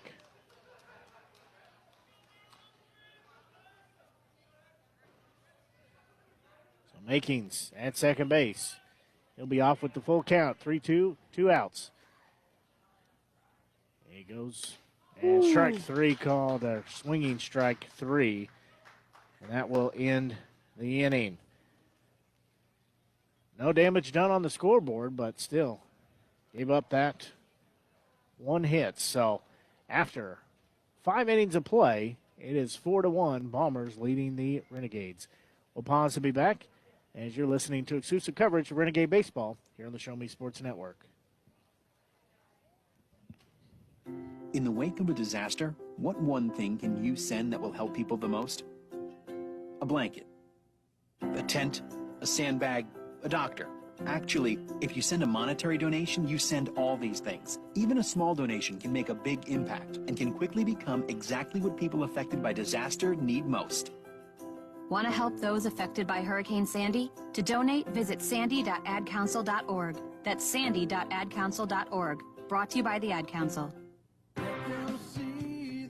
In 2007, 16-year-old Tyler Hill died while on a student trip to Japan. Hospital officials say his life could have been saved had he received immediate attention there, but it didn't happen. Let's make sure Tyler's story is not repeated. The cause is clear.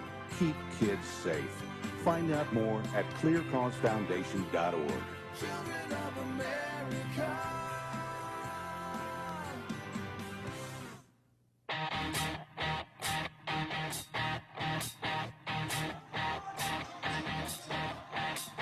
Well, we head to the top of the 6th inning.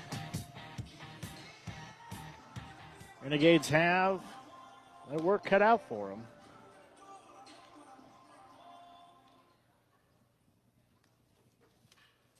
They trail 4-1.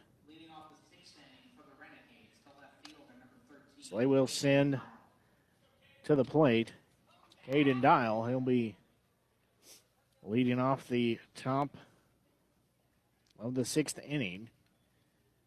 Playing left field today. First pitch to him is going to get through the gap, and he'll have a single to lead off the inning.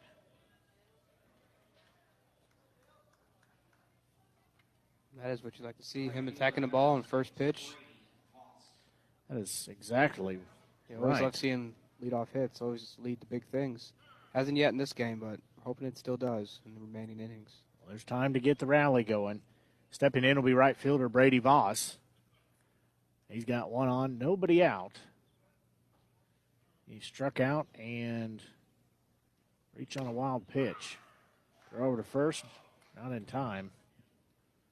Both these catchers have great arms, don't they? That pitch to him was a strike. He'll be down on the count 0-1.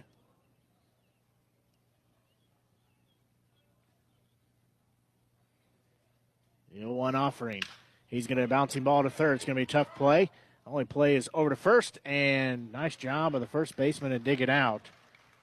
but it will advance the runner.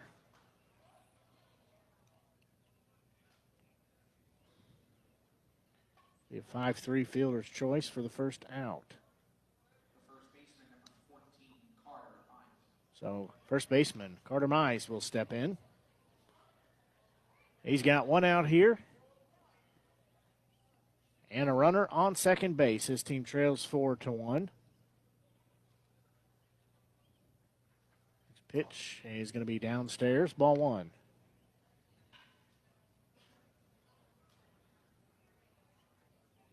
Renegades trying to get a rally going. They trail 4-1. 1-0 pitch. It's going to be outside the strike zone for ball two.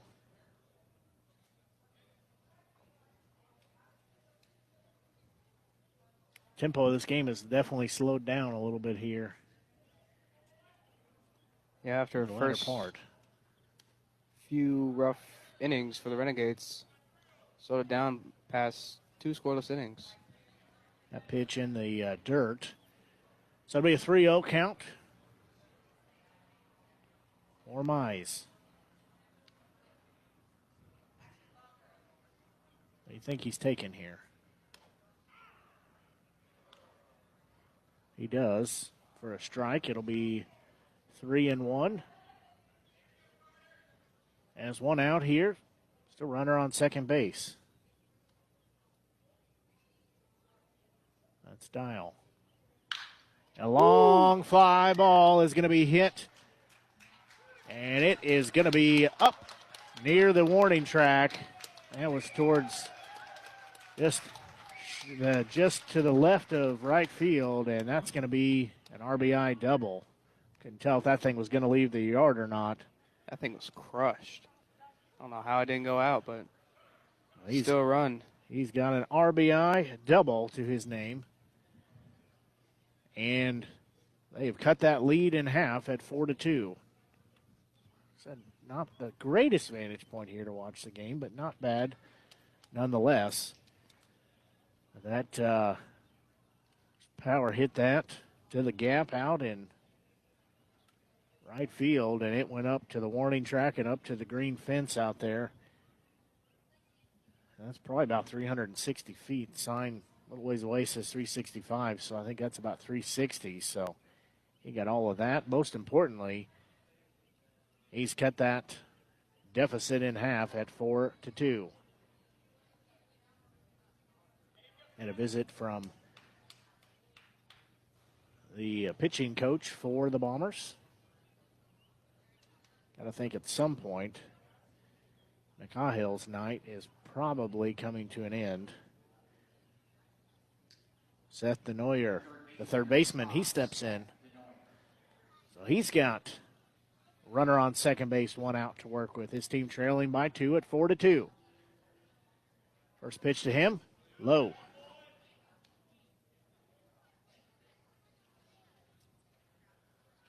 He'll take a deep breath.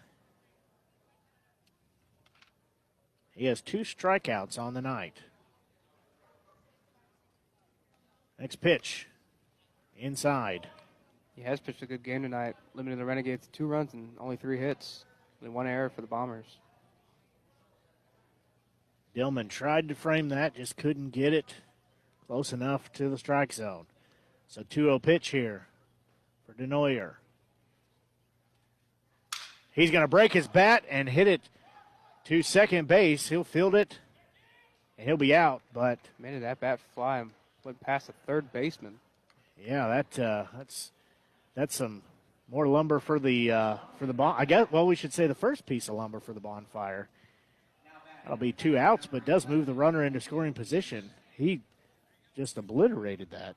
Yeah, Denoyer left up just a handle running to first base. There wasn't even much of the handle left, to be honest. Yeah. Hamilton Anderson will step in, the catcher for the Renegades, rather. First offering to him is a ball.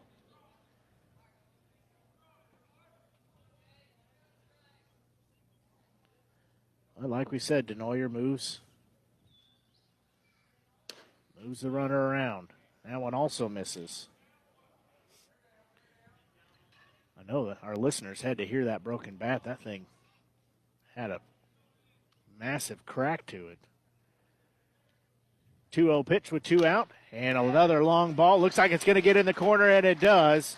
And that's going to be another run. It'll be an RBI single for Anderson. Renegades moving up. 3-4 ball game now. That brings them within 1 at 4-3. I think we're going to see a pitching change here relatively quick-like, I think. Designated hitter Jason Marty will step in. He's got 1 on, 2 out to work with. Renegades now trail 1. He's going to take that as a called strike. I think he went around regardless, so he struck out looking both times in the ball game. He's been at the plate today. Next pitch to him, going to be strike number 2. So Marty trying to help his team out. They've cut this lead down to 1 at 4-3. 2 outs, runner on first. Marty 0-2 in the count. That one almost outside. They will throw over to first. And great scoop by the catcher. Kept that from going back to the backstop. Yeah, he did a nice job of Dillman getting over and getting that because that was well outside. So the 1-2 pitch is on its way. And he's going to hit a fly ball to center field. Looks like the center fielder is going to track it down, and he's going to make the catch for out number 3. However, the Bombers do score 2 runs in the inning and a couple hits in there as well. So we're going to take a break and be back with the bottom of the 6th as you're listening to Renegades Baseball here on the Show Me Sports Network. In 2007, 16-year-old Tyler Hill died while on a student trip to Japan. Hospital officials say his life could have been saved had he received immediate attention there, but it didn't happen. Let's make sure Tyler's story is not repeated. The cause is clear. Keep kids safe. Find out more at clearcausefoundation.org.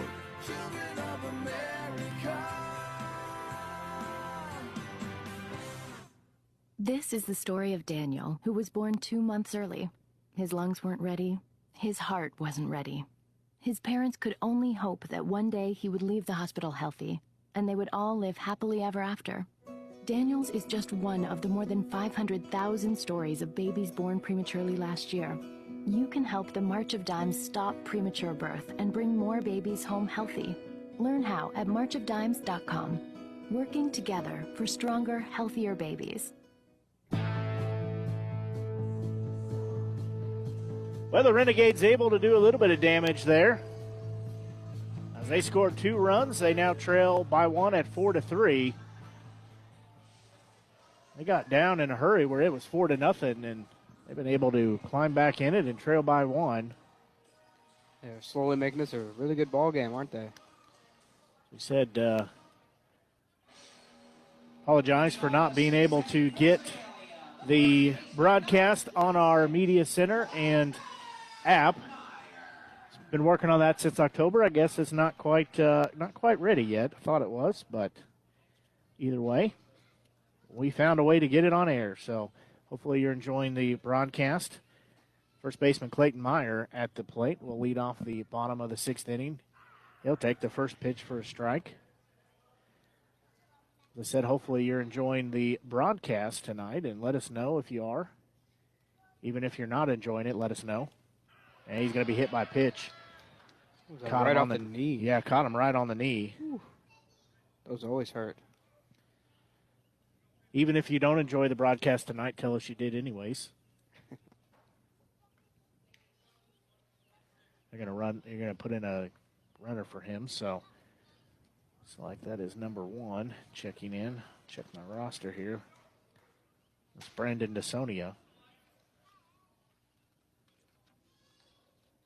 Your attention, please. Now pitch running for Sedalia on first base. Number 1, Brandon DeSonia. So he gets a hand from the crowd here. He's pinch running.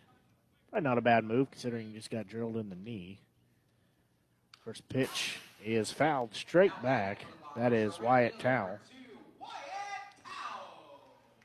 He was on that pitch. Just missed it, though. I'm glad they have the wire up instead of the netting, though, because there's just no way at all you could even react to those. Found straight back.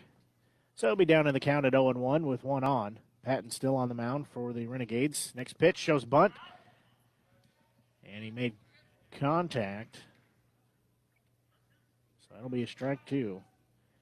Ends up going foul. Well, I didn't hear that at all hit the bat, but it for sure did. Yeah, just took right behind home plate, but barely made contact. So it'll be 0-2. Next pitch to him. They're going to throw over to first, and not in time.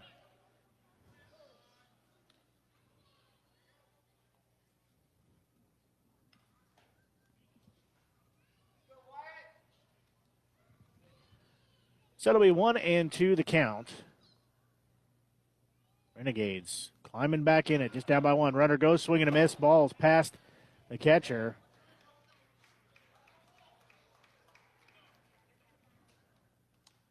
And they're having a discussion.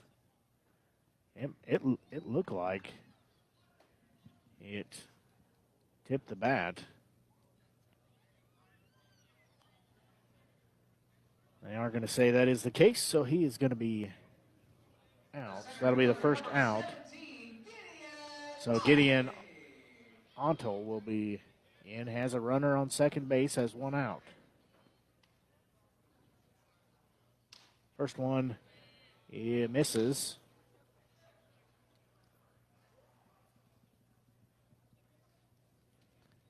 So he will be ahead in the count at 1-0.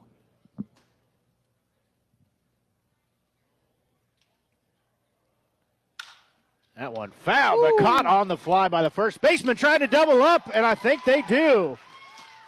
A double play right there. That was a 3-4 double play. That's a liner to first. And a line drive to first base, caught by Mize and over to Burton. Boy, that was a bang-bang play, but they get out of the inning and now have a chance to get back in, try to tie it up and take the lead. So they're going to have a pitching change here. So we're going to take a break. Well, that was also the end of the inning, so we'll take a break and be back as you're listening to exclusive broadcast coverage here on the Show Me Sports Network.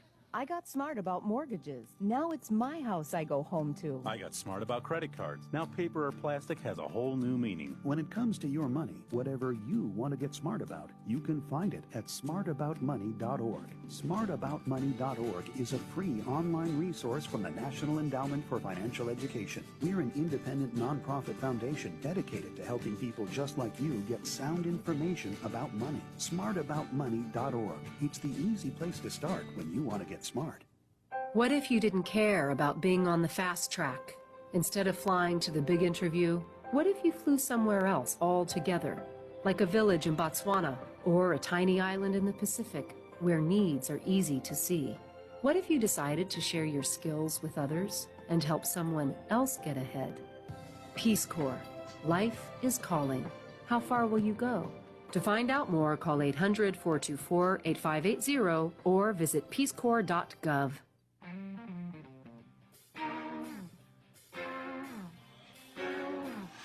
Yeah, we have a pitching change here. I'll be down on the right team in a second. That is Tyler Abney. So he has checked into the ball game. Definitely has a different pitching motion, unlike I've ever seen. Well, it does remind me of a pitcher on the Tampa Bay Rays, Oliver Drake.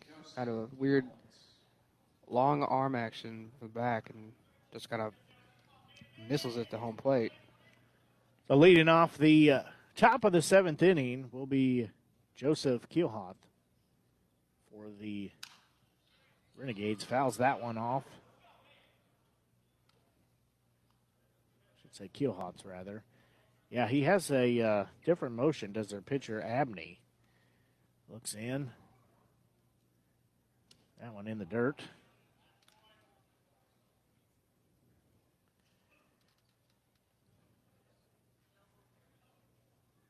The Renegades trail 4-3, top of the seventh inning. That one in there and a high fly ball. Looks like it might drop. And it wow. is going to be caught on the fly by the shortstop. That was a great play by the shortstop. Well, he was on his horse and caught that. Ran a country mile to get that ball. I thought it was going to drop in there, but it did not. That's a hard catch, too.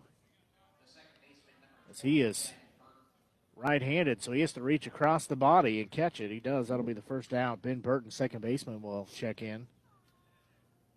First pitch to him. Foul tipped it.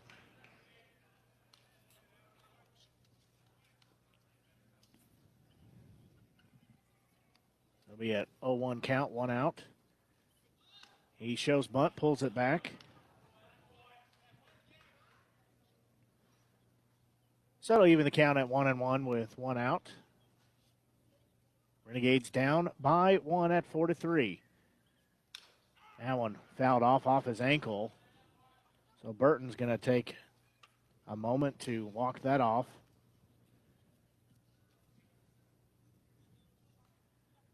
So he will shake that off. It looked like it was off the inside of his right ankle.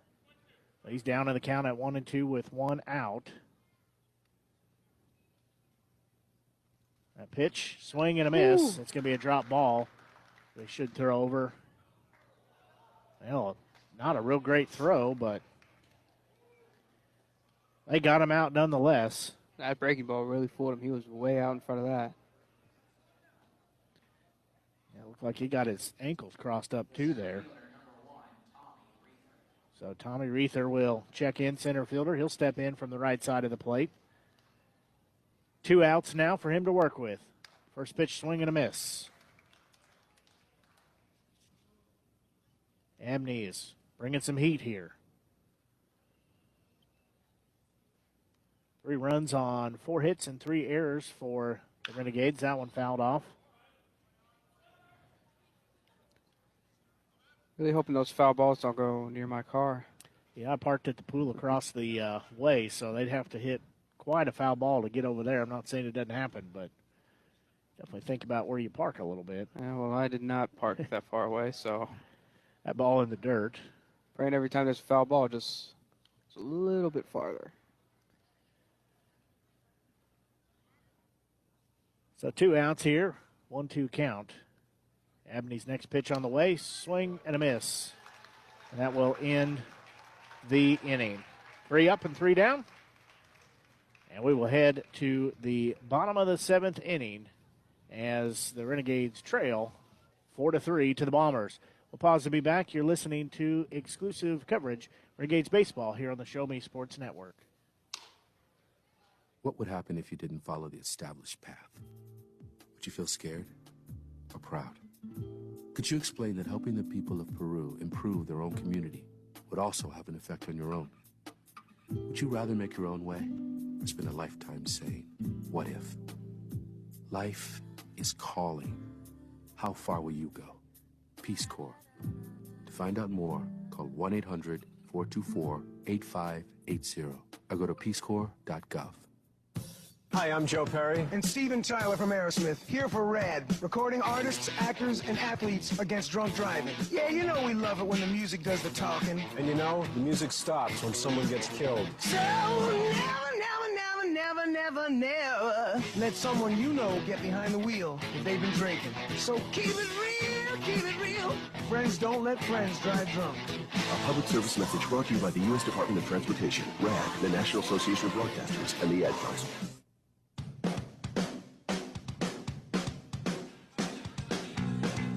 The Renegades also make their own pitching change. Check to see who that is. Nick Von Felt. So Von Felt will check into the ball game. It will be bottom of the 7th inning. And will be their second baseman for the Bombers in Kellen Williamson. Got some lefty on lefty crime right here. That's right. First pitch hit him on the elbow. And it works out for the hitter. Just unfortunate break there.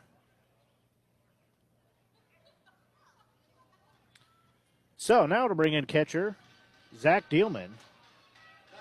Obviously that wasn't an intended pitch to hit him with. It just got away from him, from Monfelt. So 1 on and nobody out. Shows bunt, and will bunt foul, does Dielman. Trying to lay down that bunt down the first base line, but just got it to roll foul. We're nearing 9 o'clock here, so this ball game almost 2 hours old. 0-1 count. That offering fouled straight back over our heads. That one startled me. Right on top of my head.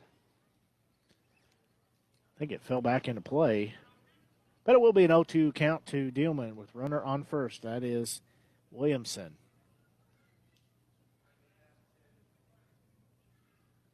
Williamson takes his lead off there. Pitch on the way. Outside, they'll throw over to first. No tag applied. Dielman has a 1-2 count now.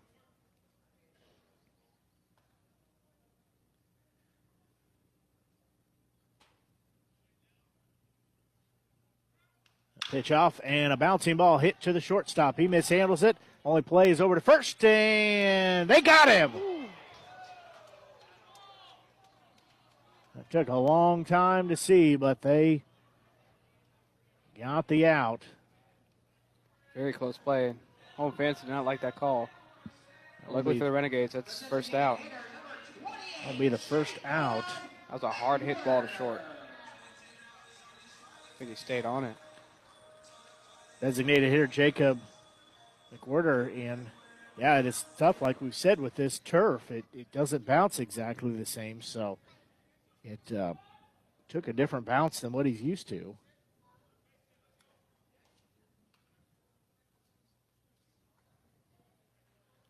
First offering in the dirt. Nice job, Anderson, to block it.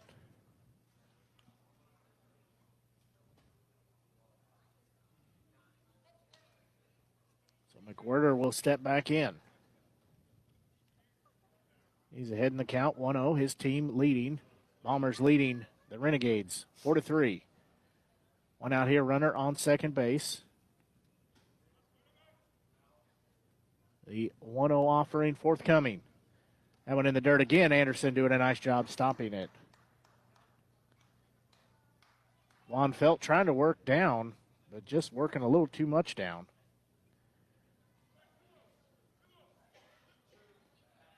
Hamilton Anderson, catcher for tonight's game, doing a great job.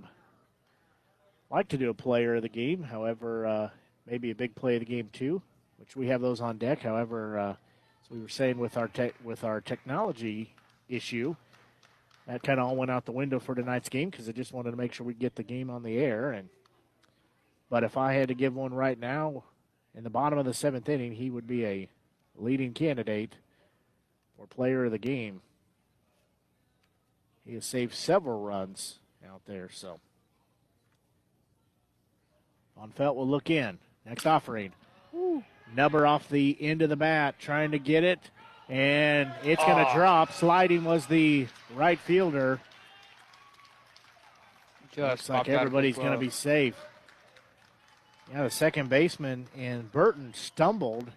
He got to where the brown turf meets the green turf, and he stumbled just a little bit, so there must be a little bit of a seam there that we don't really see.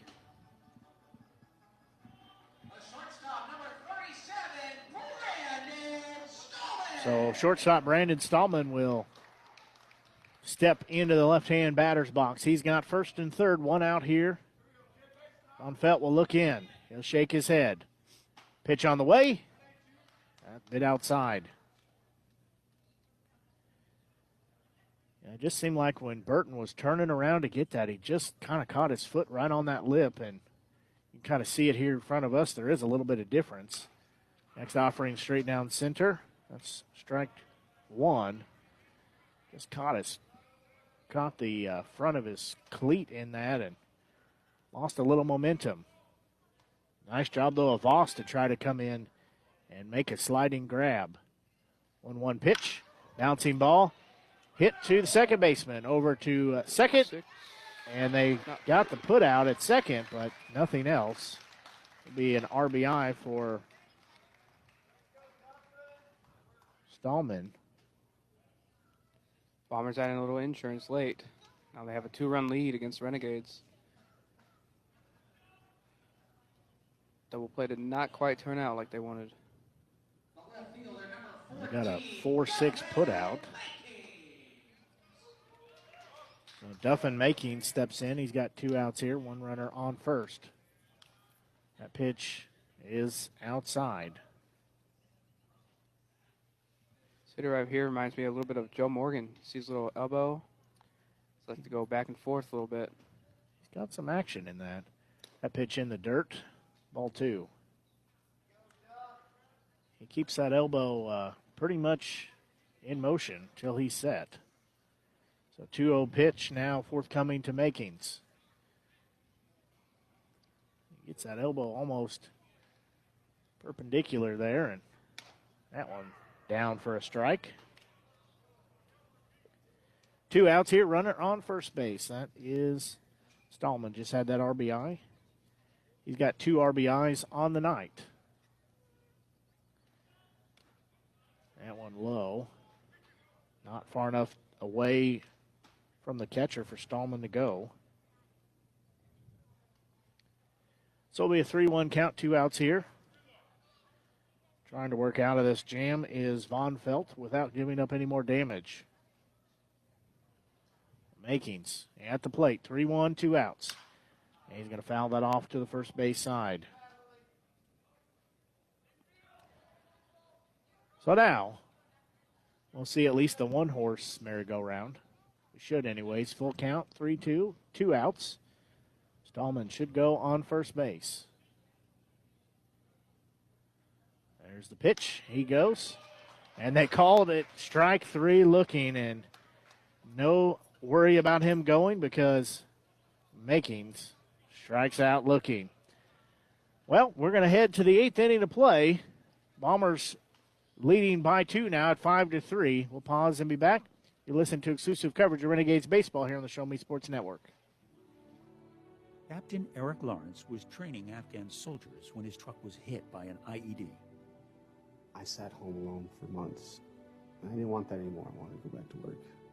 PBA helped me write my resume, got me a job interview.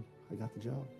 Paralyzed Veterans of America, changing lives, building futures. To learn more, visit pva.org. A public service message from Paralyzed Veterans of America.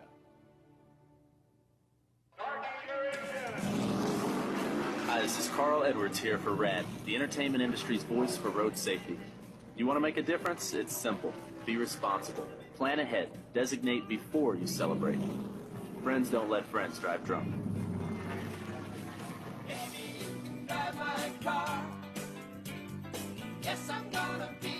A public service message brought to you by the U.S. Department of Transportation, RAD, the National Association of Broadcasters, and the Ad Council.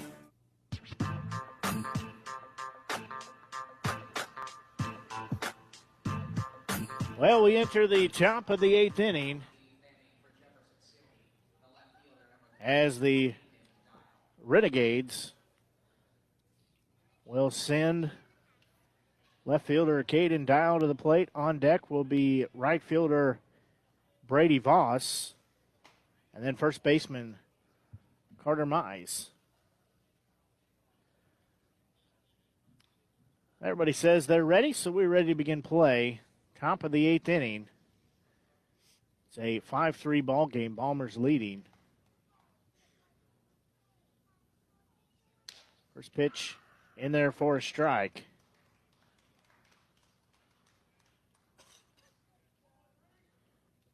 So it'll be an 0-1 count. That one misses low. I'll even the count at 1-1. Just after 9 o'clock here. Blake Gazaway with you, joined by Grayson Smith at Day Field and Liberty Park Stadium in Sedalia. That pitch low. So we're bringing you the broadcast tonight, not necessarily the way we thought it would go, with how we thought we'd be broadcasting, but we got it on nonetheless. That one fouled straight back. That'll even the count at 2-2. And Grayson, that's your first broadcast lesson to have to face adversity. You got to have perseverance, and you always find a way to make it happen. So that's your first piece of wisdom for you. That one high. So we'll take the count full at 3-2. Try to see if Kyle can get on, and he does. So you got to walk. Second walk he's had in the game. Sorry, just like I said earlier, leadoff walks, leadoff hits, always lead to good things. Did last time for the Renegades. Hope they can do it again. Erase this 2-run deficit. Absolutely. That's what sparked the magic for him before.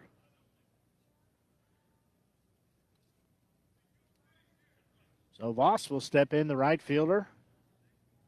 He's had a strikeout, made it on a wild pitch, and had 5-3 put out. That one hit him in the side. Oh, that one's got hurt. He got right. Couldn't tell if it was on the arms or.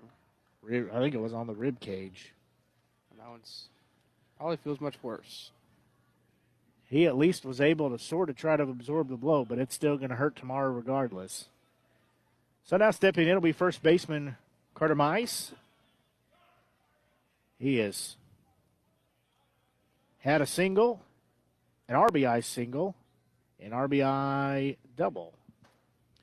They're going to have a meeting on the mound here. Whole team comes in. Have a conversation there. We said tonight's first action for either one of these teams. Bombers leading 5-3. And it's been a relatively decent played game for the Renegades. We just saw a few breaks for them, a few errors that did it in for them. And hadn't been, like I said, hasn't been a poorly played game. They just had a couple of miscues that cost them. Couple plays by the turf. Turf not helping them tonight. Couple weird hops. Right, and this is something, too, that you don't see it a whole lot, so they don't get to play on it a lot. So first baseman Carter Mize will step in. He's got 2 on here and nobody out.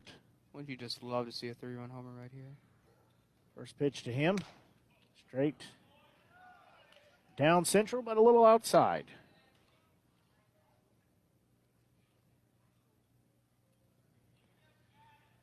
Well, he's the guy to do it. He's got 2 of the RBIs and had 2 singles and a double. That one straight down central.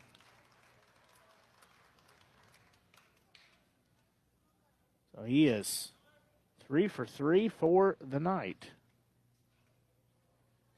Counted for two RBIs as well.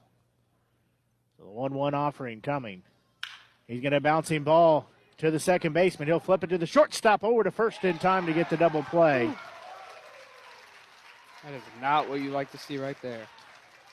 Tough break for the Renegades. Get into a 4-6, 3 double play. Yeah, that is not, you said, not what they were wanting to do. But now stepping in, third baseman Seth DeNoyer. He is 0 for 3 tonight. However, did have that monster cracked bat. Sent the shaft of the bat almost out to the grass past the third baseman. He'll step in with two out, 1 on and 2 out. First pitch is way outside. So he, I guess, earns the honor of having the first stick of wood to put on the bonfire. 1-0 pitch to him. They're going to call that one a strike. I think he went around anyways. That'll even the count to 1-1. Maybe with his new bat, he can do something good with it. So the 1-1 pitch is forthcoming. 2 outs. He's going to bouncing ball to the shortstop. He'll field it. Throw over to first in time, and that will end the inning.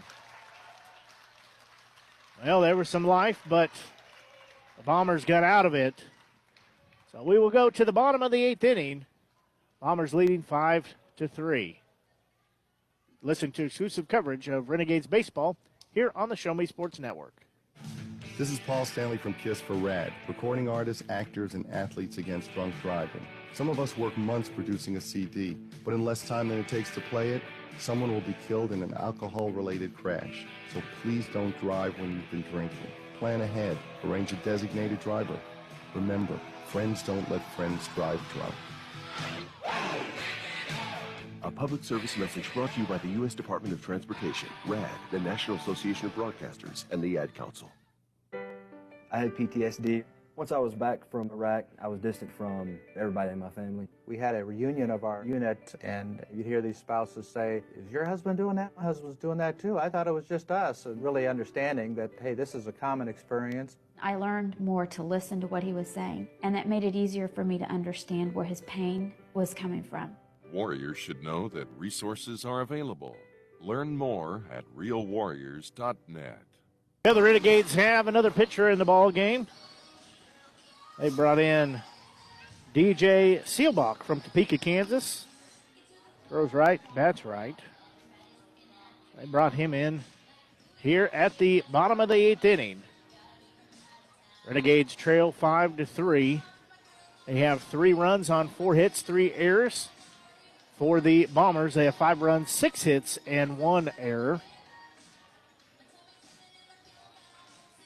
So they still have some life, just have to find a way to get a 1-2-3 inning here and come up in the top of the 9th and put at least 2 runs across the plate.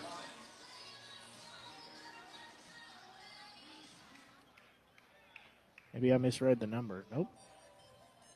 I don't know what the PA announcer said, because that's who I had down. That's not who he read.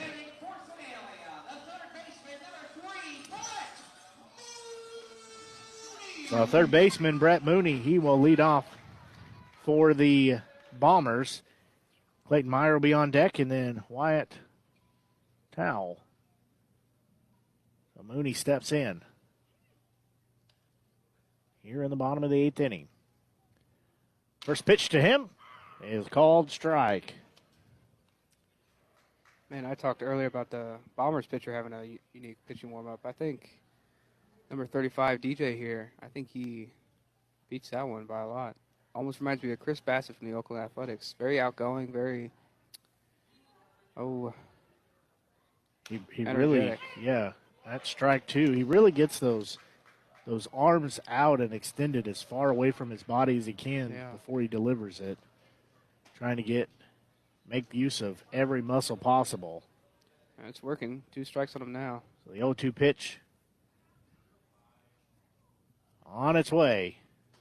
That one swing and a miss for the first out.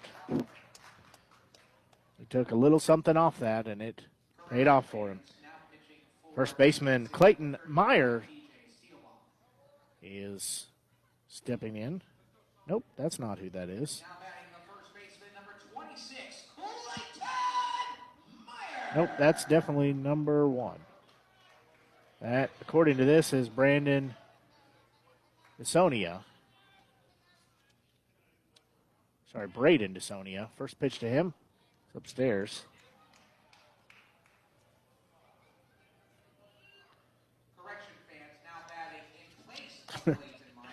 Hey, it's hard to read these numbers.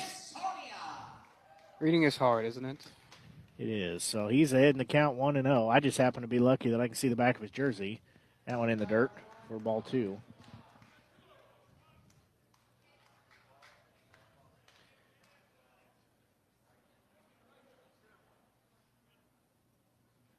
I just happened to be able to see who it was versus their PA announcer. So Sonia's ahead in the count, 2-0, 1 out here.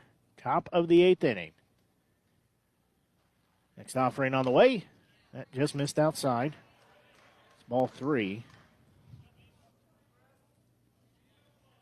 Seelbach trying to calm down a little bit. He is down in the count at 3-0. Does have 1 out here in this inning. Team trails 5-3. 3-0 pitch. That missed just inside. So a 4-ball walk.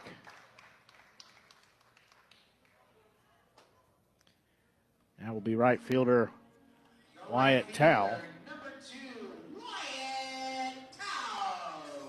Well, the good thing is this puts in play the double play.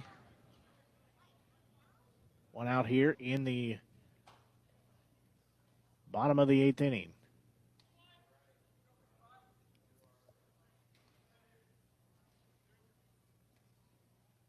First pitch on the way. Runner goes. Throw down. No throw to second.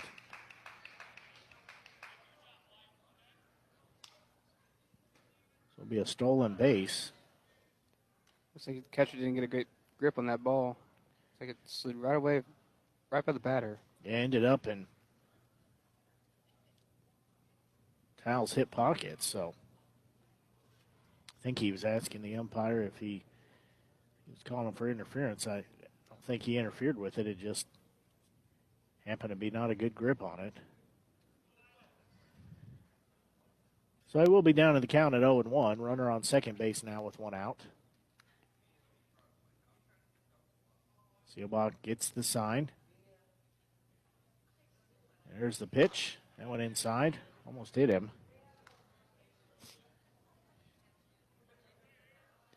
So it'll even it out at 1-1. Again, Bombers leading 5-3. Next pitch. Down central for strike two. Towle steps back in from the right side of the plate.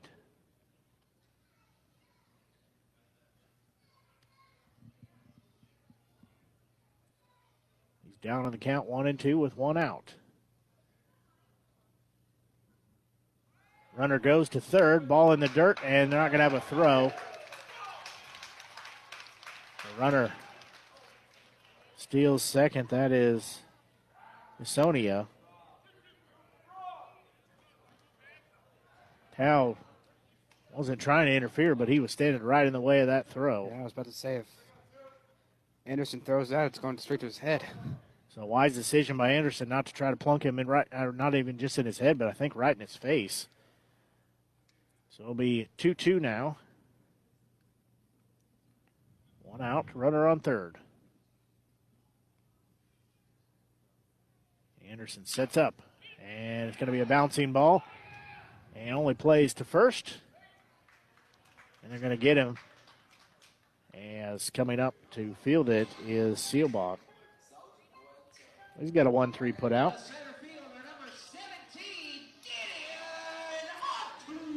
So Gideon Ontool will come in. Two outs here.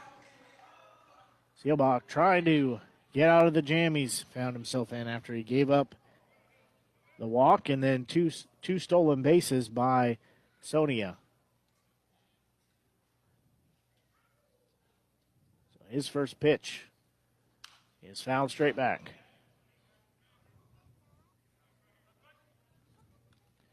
And Teal, well, it fell back into the playing field, so just didn't get too high.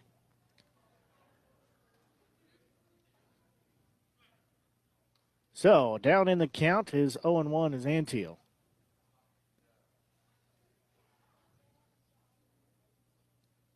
Long look in. There's the pitch, and he's going to hit a decently hit ball to center field, and that's going to make it to the wall. And he's going to have at least a double. He's trying for three. And they're going to have a play, but bad throw, no play. They could have had a chance, but couldn't get it, and he's got an RBI triple. Not sure what happened there on that throw, but it must have come out of his hand weirdly. But like you said, they had a big chance at third, but just missed them. Makes it a 3-run ball game, 6-3 Bombers. Yeah, it was a 4-run ball game, and the Renegades were able to get back in. Now it's back to a 3-run game at 6-3. Stepping in will be second baseman Kellen Williamson. He's got a runner on third, 2 outs here. He'll step in from the left side of the plate. We're going to have a visit at the mound here. Gives us a chance to move around in the bench here. I guess that's the only negative I would say is these benches are not for sitting and doing a ball game. So we're going to have a pitching change. See who the Renegades bring in.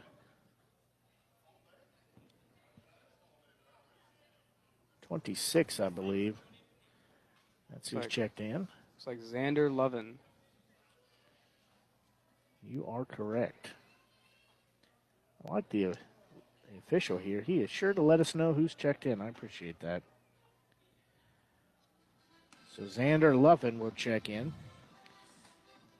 He is a Columbia, Missouri native, sophomore at Northwest Missouri State, so he's going to get a few warm-up tosses here. As he will get warmed up, inherits a 6-3 ball game. 2 outs here in the bottom of the 8th inning.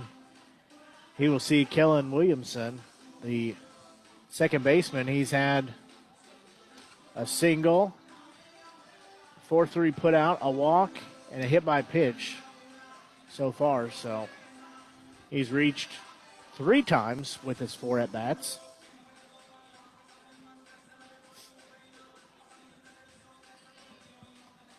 Grayson, I'd be remiss if I didn't say I've enjoyed calling the game with you tonight. This has been your broadcast debut.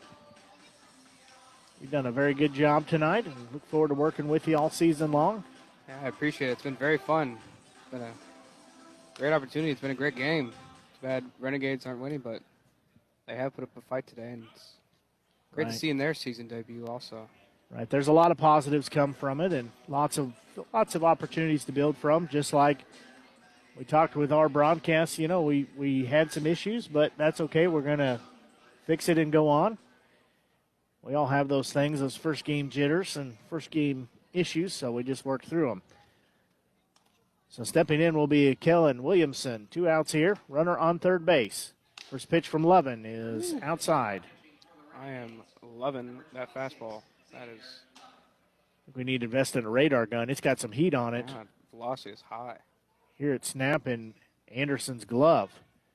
So the 1-0 pitch on its way. That one missed. Just off. But, you know, he's dialing it in. Getting a little closer to that strike zone. So it'll be a 2-0 count for Williamson. See if he gets another fastball here in a 2-0 count. That one striked down central for strike number 1. Good old 2-0 fastball. That'll be a 2-1 count here again, 2 outs. Runner on third base. Levin on the mound.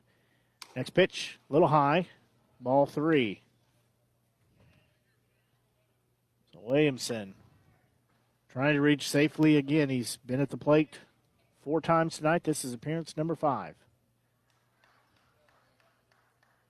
That pitch is a line past the diving shortstop and into center field.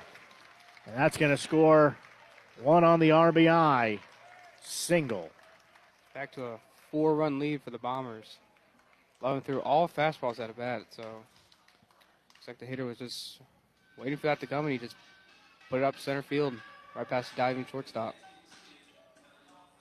That's kind of exactly what we've talked about is, you know, it's just a few breaks here and there, but it's amounted to 7 runs now, as it's now a 7-3 ball game. Catcher Zach Dillman will step in now. First pitch to him, way high. There's the off-speed pitch, but it's just a little high, up around hitter's head. So it'll be 1-0 for Dillman as Williamson has a good lead at first base. That one low. For ball number 2.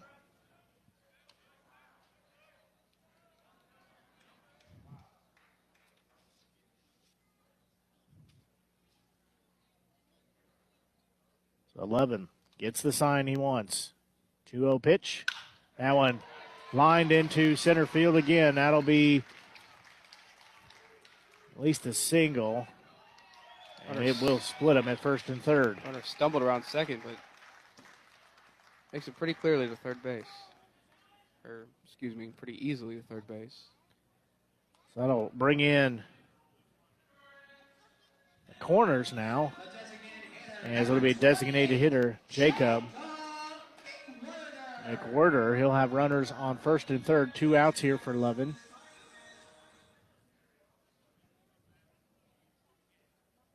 He steps into the left, bat's left. First pitch is high. They're going to have time called and go out and have a conversation, is Anderson. As he will go out and mention something to Levin and come back in and get behind the plate. Bombers lead 7-3. Scored 2 runs in this inning, scored 1 run last inning, and 9 hits and 1 error. 3 runs, 4 hits, and 3 errors for the Renegades. Levin looks in. There's a pitch, and that's a high fly ball hit towards shallow right field, and it's going to be caught for out number 3. But the damage has been done. Well, they scored 2 runs in the inning, added to their hit total, and it now takes it to a 7-3 game. We're going to pause and be back with the top of the 9th inning. You're listening to exclusive broadcast coverage here on the Show Me Sports Network. Hey, this is Flea from the Red Hot Chili Peppers for RAD. I'm here to remind you that drunk drivers are still a major killer of young adults in this country. So always choose a designated driver, and remember, music lives, you should too. Getting born in the state of Mississippi, Papa was a copper and the mama was a hippie. A public service message brought to you by the U.S. Department of Transportation, RAD, the National Association of Broadcasters, and the Ad Council.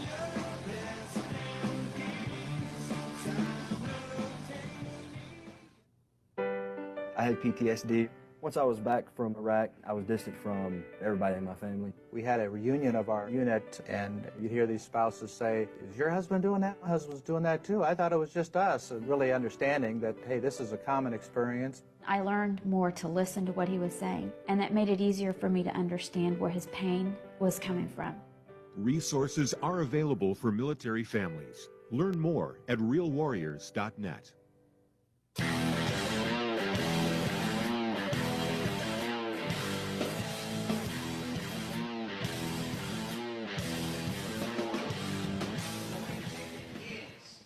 Well, the Renegades are down to 3 outs here as we enter the top of the 9th inning. New pitcher for the Bombers.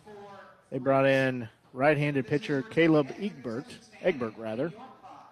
So he will try to get the game over with here in the top of the 9th inning. Renegades have to score 4 runs to force the bottom of the 9th inning. At least 4 to tie it up and more to take the lead. Your attention, please. Now pitching for the Bombers. Please welcome to the Bombers, number 10, Caleb Egbert. So Egbert will be on the mound to try to send everybody home tonight. Hamilton Anderson will lead off the top of the 9th inning for the Renegades. Talked about it earlier with Anderson. Has his bat kind of pointed down, right down his back, just like Paul Goldschmidt. Maybe be like Goldschmidt, who homered today and do something big in his final inning.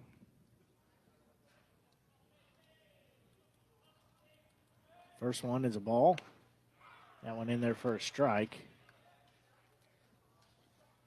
So I'll even the count at 1-1.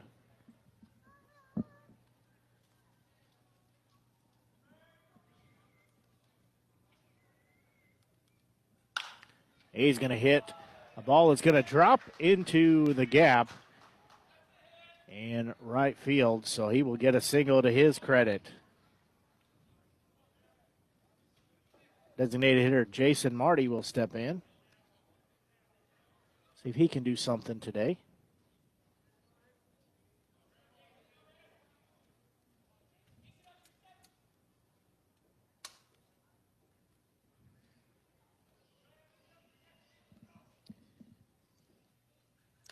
He swings and misses that one.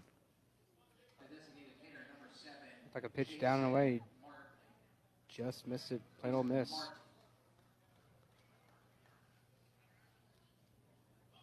It's 0 for 1. That one's called strike 2. Jason Marty down in the count now at 0-2. Has a runner on first. That's Anderson. No outs here. Trail by 4 at 7-3. Put that bat on his shoulder. That one high and outside. That pitch had crazy movement right there.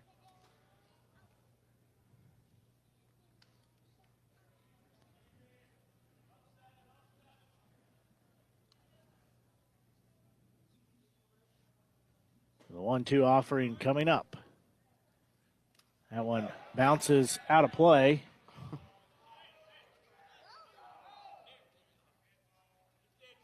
So, runner can only advance one base. That's Anderson. I can definitely tell you I've never seen that before. Yeah, Pass ball onto the roof. What do Yeah. you do there? Well, it becomes a dead ball because it left play. So, but he was able to advance one base. Still pays in favor for the Renegades, which we like. So now they have no outs still, but runner at second.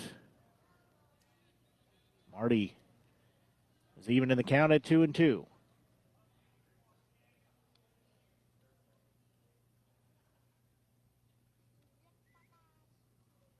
Pitch is on the way. That one well high. Egbert losing a little control right here. So it'll be a full count. Runner on second. Marty trying to get his team back in. They trail by 4 at 7-3. Full count in the dirt. Catcher does a nice job stomping it, but that will be a walk. Renegades looking for a rally late. 2 runners on. At this point, we'll take it any way we can get it. So runners at first and second. Shortstop Joseph Kielholtz will step in. We're going to have a visit to the mound as Egbert, we said, kind of pitching himself into a slight jam here. Don't forget, we'll have some post-game coverage for you. Might not be real long, but we'll give you the thoughts for the game, as well as get you set for the next action for your Jefferson City Renegades.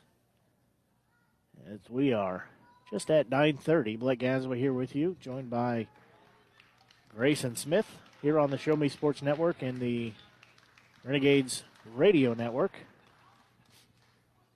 It's a pleasure bringing you the game today. So nobody out. Kielholtz steps in, has runners on first and second. Egbert takes his time. Checks the runner at second. There's the pitch inside. It's going to be ball 1.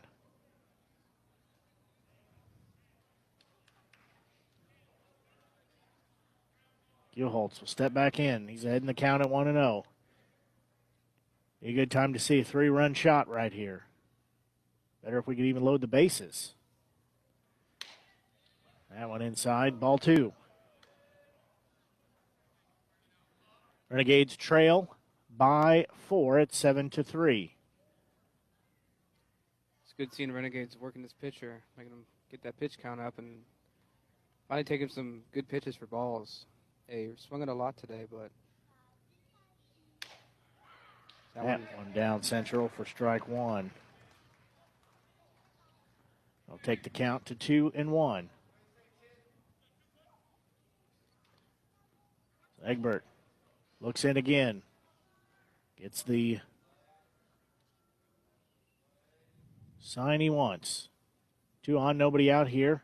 We are in the top of the 9th inning. That one high and outside. Ball 3.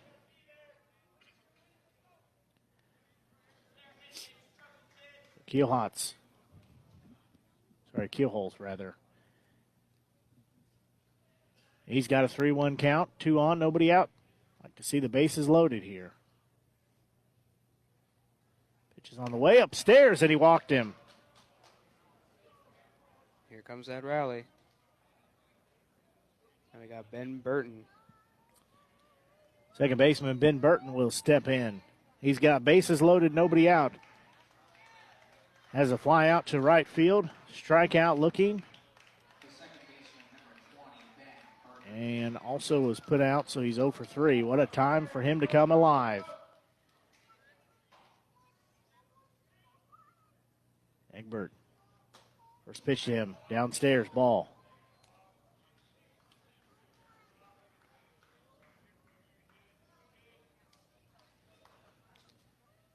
Base hit could score 2 runs, possibly. Right. Depends on where he were to place it. Long ball would be even better. 1-0 pitch on the way. That one taken for a strike.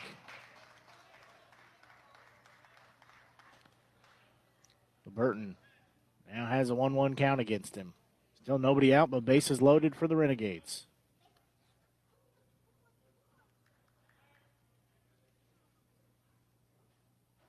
Egbert's next delivery outside. Ball 2. So it'll be 2-1.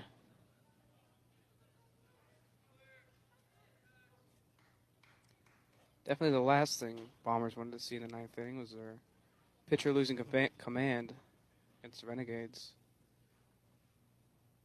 The 2-1 on its way upstairs. Ball 3.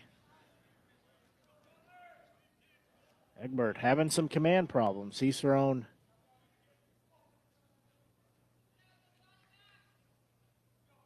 five strikes and 1, 2, 3, 4, 5, 6, 7, 10 balls.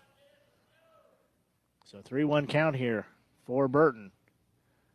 And he fouls it off straight above us. That was a pitch to hit right there. Burton looking to make things interesting right now. Full count, no outs. I'd like to see him hit that scoreboard and see if fireworks go off when you hit it. So that'll be a full count, 3-2, nobody out, bases loaded. Egbert looks in. Another fouled ball straight behind us. He's trying to battle him. Making this guy work. Yeah, he made him throw. This will be pitch number 7, so he's getting into Egbert's count here.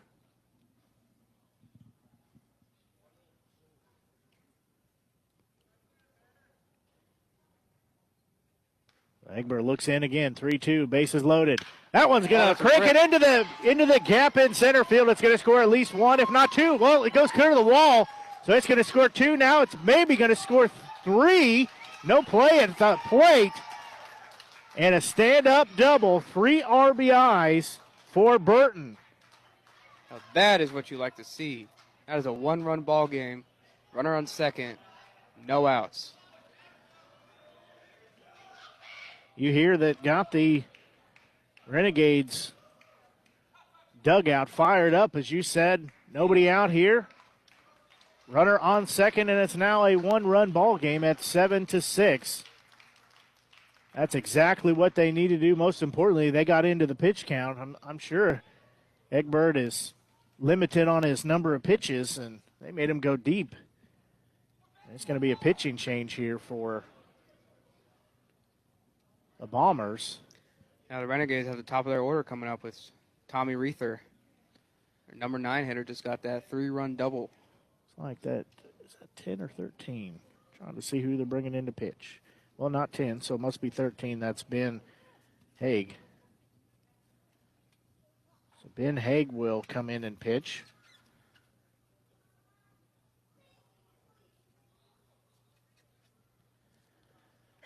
So the Renegades have made it interesting here. Scored 3 runs in the top of the 9th inning. They're down 1 at 7-6. Bombers bring in a new pitcher here. Well, we said, there might be some time that the players need to get a little rust off of them. It looks like it's only taken about 8 innings for them to do that. Better late than never, right? Absolutely. Well, and, I'm happy with 8 innings versus it being 2 or 3 games. So they've needed a chance to just get in and find their rhythm. And finally, they took advantage of some errors. There's a pass ball there from Haig. It's great to see they've scored 6 runs on only 5 hits.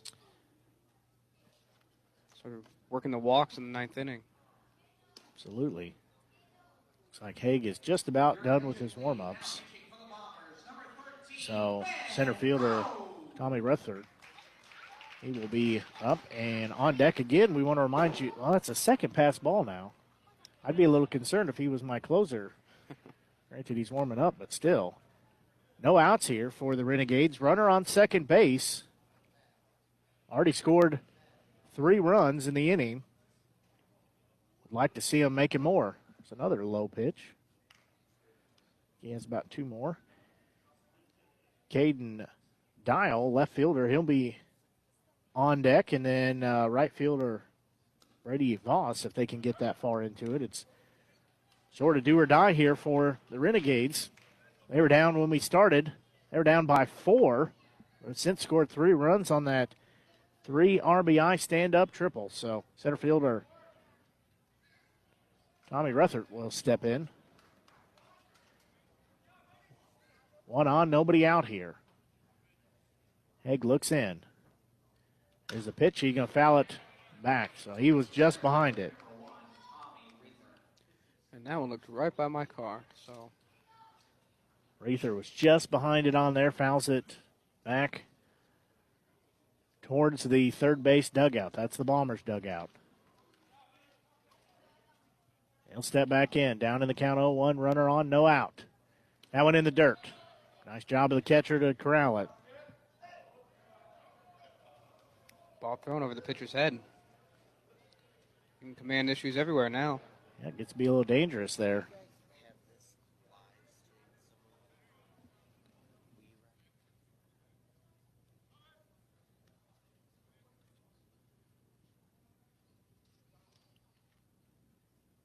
Haig's going to step off.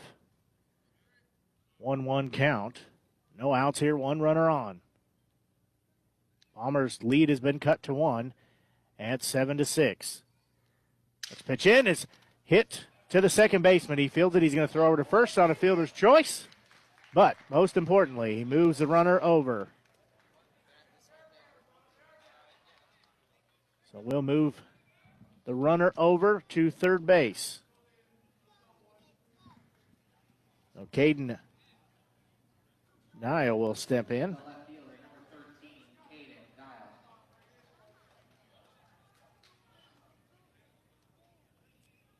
trying to update my score sheet here, so Dial will be in that one high outside. He'll take the first one. Most importantly, that runner in scoring position down at third base. That's Burton. He's got a little pep in his step. Next pitch coming. Swing and a miss. Late swing on that one. Dial. You said just a little behind. Evens it up at 1-1. 1 out here in the top of the 9th inning. Next pitch. He's going to hit a high fly ball to left center field. Left get the run in. Center field's going to track it. Now he's going to go. We're going to have a play at the plate. And it's not even going to be close. And the Renegades have tied it up. What a great comeback by the Renegades. 4 runs in the top of the 9th inning. We got a tie game. That is crazy. That'll be a fly out for Dial. However, it gets the tie run. So Brady Voss will step in, the right fielder. First pitch to him is a ball. So he's ahead in the count 1-0. We're tied up at 7 apiece. That's pitch, swing and a miss. That one swinging just behind it. 1-1 pitch, swing and a miss. Just maybe nicked it just a hair, but again, swinging just behind it. So we'll take it to a 1-2 count, 2 outs here. Tie ball game at 7 apiece. 1-2 pitch, swing and a miss. And that's going to be strikeout number 3. So that will end the inning. However, the Renegades were able to score 4 runs and tie the ball game up. And that will take us to the bottom of the 9th inning. And we will pause and be back as you're listening to exclusive broadcast coverage here on the Show Me Sports Network. Hi, Hi, this is Sugarland here for RAD, the entertainment industry's voice for road safety. Music is one of the most important things in our lives, but nothing is more important than life itself. Music lives, and so should you. Please plan ahead. Designate before you celebrate. Friends don't let friends Drive drunk. A public service message brought to you by the U.S. Department of Transportation, RAD, the National Association of Broadcasters, and the Ad Council. We are war veterans, and firefighters, mothers and fathers, brothers and sisters. and kids that play, Each of us has experienced unimaginable pain, had countless surgeries and skin grafts. and emerge stronger. We are burn survivors. If you're one of us, please know you're not alone. There's an army of friends waiting to help you recover, renew, and return. Please support the Phoenix Society for Burn Survivors and help someone rise again. Visit phoenix-society.org for more information. And some of the lumber back here at the backstop as both teams having pitchers throwing a little wild. Looks like pitching change for the Renegades. Shane Fontenau. Fontenau. Not sure how he pronounces it. Like I said earlier, reading is hard. Bombers now have a chance to walk it off in the ninth after Renegades scored 4 runs to tie the game. We'll just call him Shane F. How about that? That always works too. Well, the game has been exciting. We've said the Renegades have stayed in it, done a great job, and they're for sure well within it here as they scored 4 runs and tied it up. Forced this bottom of the 9th inning. As leading off for the Bombers will be shortstop Brandon Stallman. First pitch is low for him.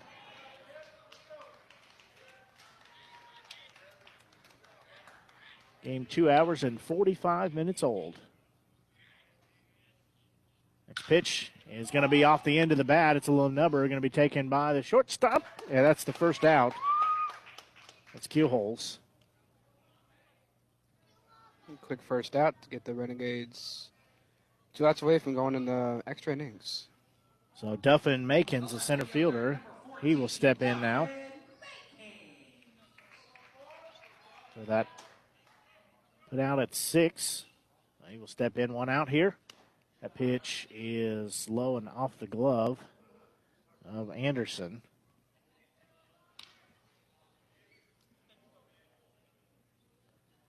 So it'll be a 1-0 count here for Makins.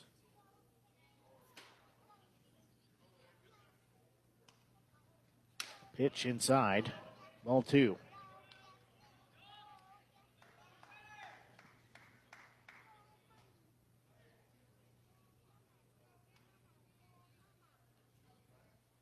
So 2-0 pitch. That's straight down central for strike 1.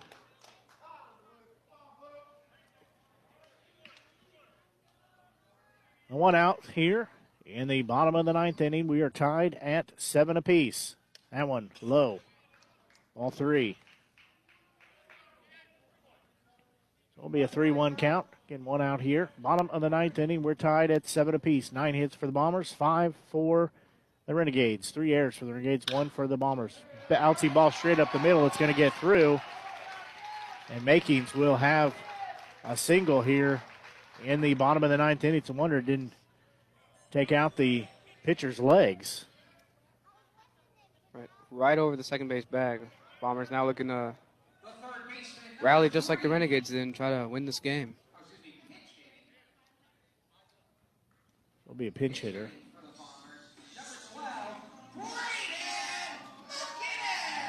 So pinch hitting will be number 12, Braden McGinnis. Sorry, Brandon McGinnis. Well, he called a balk. It's the second balk for the Renegades today.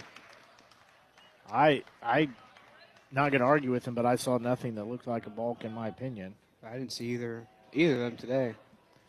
For sure, the last one I didn't see because I was looking down at my paper, but I definitely did not see that. So McGinnis. Game-winning run on second base. One out here. The pitch is in there for a strike.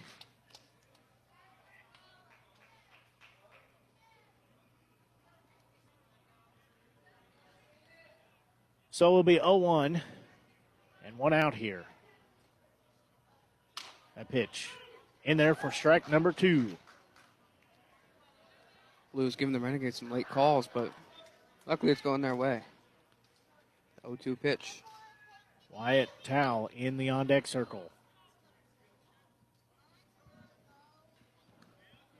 Sorry, that's not, that's Braden Dasani. Strike 3 called. McGinnis is put down with 3 pitches.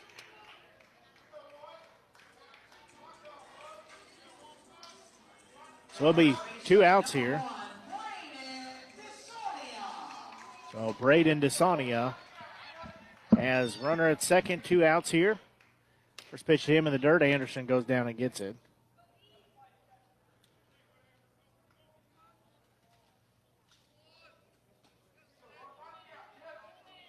So Dasania will step back in. He's heading the count at 1-0. Has a runner on second, 2 out.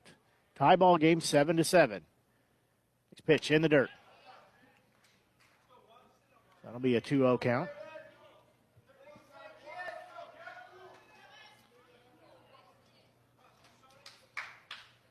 Sonia steps back in ahead in the count, 2-0, 2 outs. Bottom of the 9th inning. Next pitch, swing and a miss. He got him to chase it.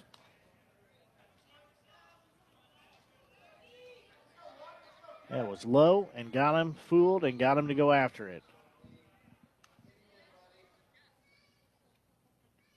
Next pitch, straight down central for strike 2. Renegades are 1 strike away from sending this to extra innings. 2-2 count, 2 outs, runner on second. 2s across the board. 2-2 pitch. Bouncing ball hit to the first baseman. He'll field it, he'll step on first, and we're going to go to inning number 10. Nice job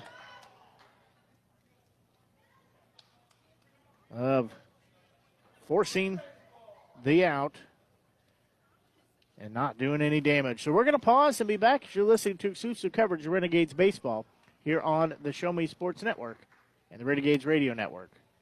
When I was young, I dreamed of being a cattle rancher. I wanted to be a professional basketball player. Children have many hopes and dreams. But there is one thing that all children grow up to be: citizens. Hello, I'm Justice Sandra Day O'Connor. And I'm Congressman Lee Hamilton. Young people are the future of our democracy. But they won't just wake up one day and know how to run this country. Each generation of citizens must be prepared to do its part. Visit iCivics.org and CenterOnCongress.org. If your child is not breathing, roll them onto their back. Check airway is not blocked. Gently tilt head back, hold nose, and breathe twice into mouth. Place heel of hand in center of chest and push down 15 times. Repeat breathing and chest massage until help arrives. If your child is... You know how to help your child if they've stopped breathing. But do you know how to help them if they have a drug problem? Visit drugfree.org for information, help, and advice. This message brought to you by the partnership at Drug... 2 extra innings here as we are tied up 7 apiece. That means we're going to number 10. So Carter Mize, first baseman, will lead off the order in the top of the 10th inning. First pitch to him, upstairs, ball 1.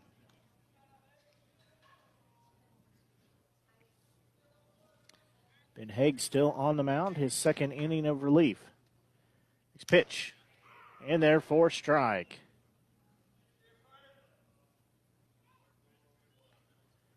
So that'll be a 1-1 count. Tied up at 7 apiece. High fly ball, hit's going to be in play. Third baseman's going to come over, and he's going to drop it. And it's going to bounce over towards the third base. However, Mize just stays at first. Another leadoff hitter on for the Renegades. They've done that. They've done a very good job at that tonight. Talked about that a lot. What really gets a team going is getting those leadoff hits and walks.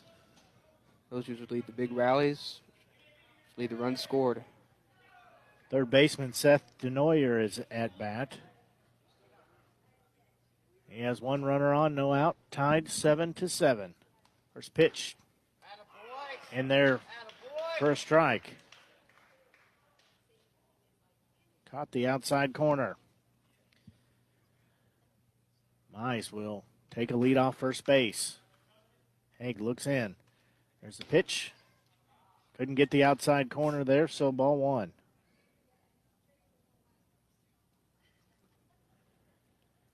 So it'll be a 1-1 count, nobody out, one runner on. We're tied up at 7. The Renegades scoring 4 runs last inning, that one way outside. Hey, find it, Vinny, you're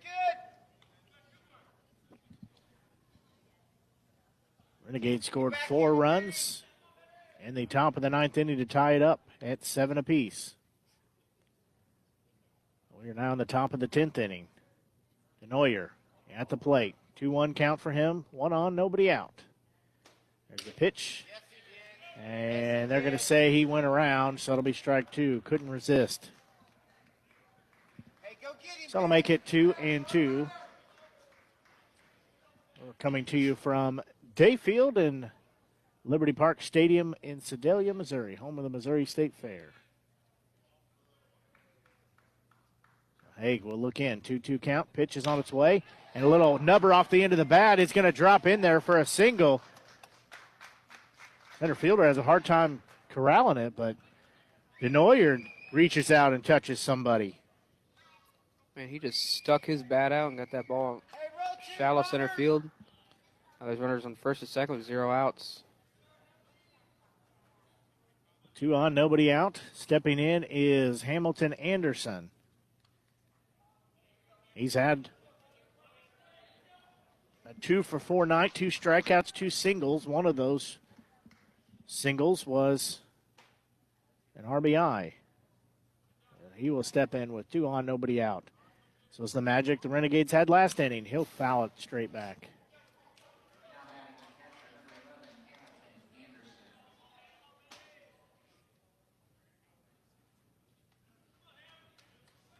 Hamilton. Anderson will step back in. He's down to the count 0-1. He's going to bouncing ball to the shortstop or to the second baseman, trying for a double play. No good, but an air throw. They're going to try to go home with it, and they are. And the Renegades are going to take the lead for the first time tonight on what would have been a double play. Should have maybe been a routine double play, but the the Bombers could not turn it. What a crazy comeback for the Renegades tonight. What should have been a routine double play. Just throw away from first base.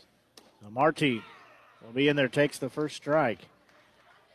Yeah, should have been a routine play, but just couldn't turn the handle on it. He ended up throwing it away. Nice job of Denoyer sliding in there to second base to break up the concentration, and that scores the RBI. That pitch outside. Now there's only 1 out for Marty. So Marty has 1 on, 1 out, and it's a 1-1 count. See if he can add any more insurance to this lead. First lead of the night for the Renegades. Swing and a miss there. He was swinging for the fences. So it'll make it a 1-2 count with 1 out. We're getting runner on second. Renegades have their first lead of the season, have their first lead of the game at 8-7. That pitch outside. Ball 2. I'd like to see him maybe add a little bit more insurance here. Then have a 1-2-3 bottom of the 10th inning. Everybody gets to go home. This pitch, that one upstairs. Good pitch, but looked to be just a little bit high. Well, last inning, Marty was able to reach base with a walk. He's got a full count now. He might try to do the same. Be 3-2 here, 1 out, 1 runner on. Burton on next swing and a miss, and that's out number 2. Really good high fastball. Got Marty. Not Burton on deck. Joseph Keelholz. So Keelholz will step in. He also drew a walk last inning. He's had a walk, a strikeout, and a fly out. He's got 1 on, 2 out here. First pitch. And he's going to hit a little number to the shortstop. Going to be a tough play. Fields it, throw. And they're going to say in time. Great play by the shortstop. That was, like Blake said, a little nubber. He charged it and he threw it sidearm. It's a tough play, but they get the out and take us to the bottom of the 10th inning. However, the Renegades were able to take the lead, and they lead 8-7. We'll pause and be back as you're listening to exclusive coverage of Renegades baseball here on the Show Me Sports Network. Jill, this is an awkward, confrontational accusation. Ugh, outraged denial. Skeptical response. Distrustful outburst. Angry, irrational statement I'll regret later. Angrier statement followed by overdramatic exit. Desperate, confused, empty threat. If you suspect your children are using drugs, learn how to have a more productive conversation at drugfree.org. This message brought to you by the partnership at drugfree.org.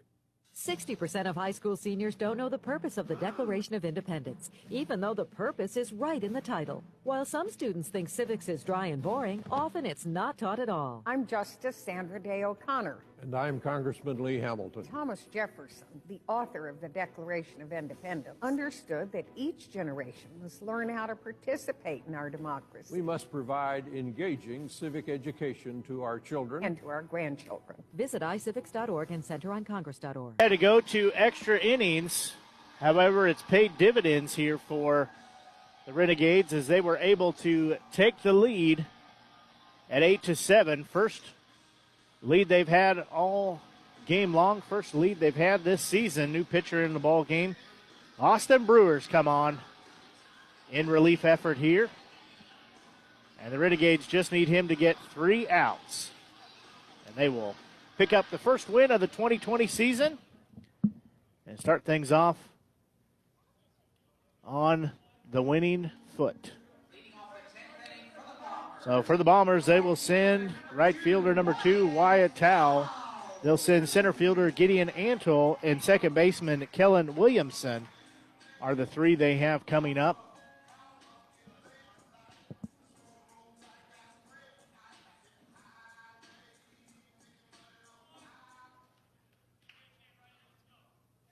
Looking in is Brewer.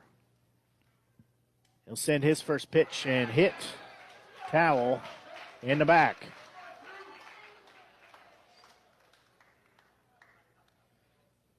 Well, that is definitely not what you want to see. First pitch. Yeah, I'm not a baseball expert, but I know that's not what they wanted to do there. So Gideon Antle, the center fielder, will step in. So he's got 1 on, nobody out. Brewer looks in. Next pitch. That one's inside. Almost hit Antle. Try to tell him to take a few deep breaths and settle down. So 1-0 pitch. On its way, swing and a miss. That was a big league cut right there. That was a big league miss right there, too. I think that's an understatement. That was the hardest swing I've seen all night. It's looking to end the game right there. So Brewer looks in again. 1-1 count, nobody out, 1 on. Bottom of the 10th inning. Renegades lead 8-7. Swing and a miss for strike 2. Another hard cut. Antle is swinging for the fences. He's ready to go home tonight. That's right-handed. Doesn't wear his batting gloves. Chokes up on the bat just a little bit. He's down to the count at 1-2. Here's somebody getting ready in the Renegades bullpen if they were to need another inning. A pitch, swing and a miss for strike 3. Man, 3 great fastballs. Well, Brewer's got 1/3 of his job done. We'll see second baseman Kellen Williamson. Great double play would make up this night. Great ball game for both teams. So Williamson will step in.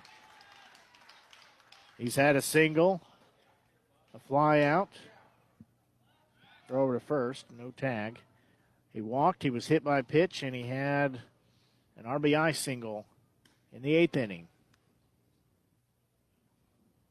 The Brewer will look in. He'll get the sign. He'll still get the sign. That pitch upstairs. Ball 1.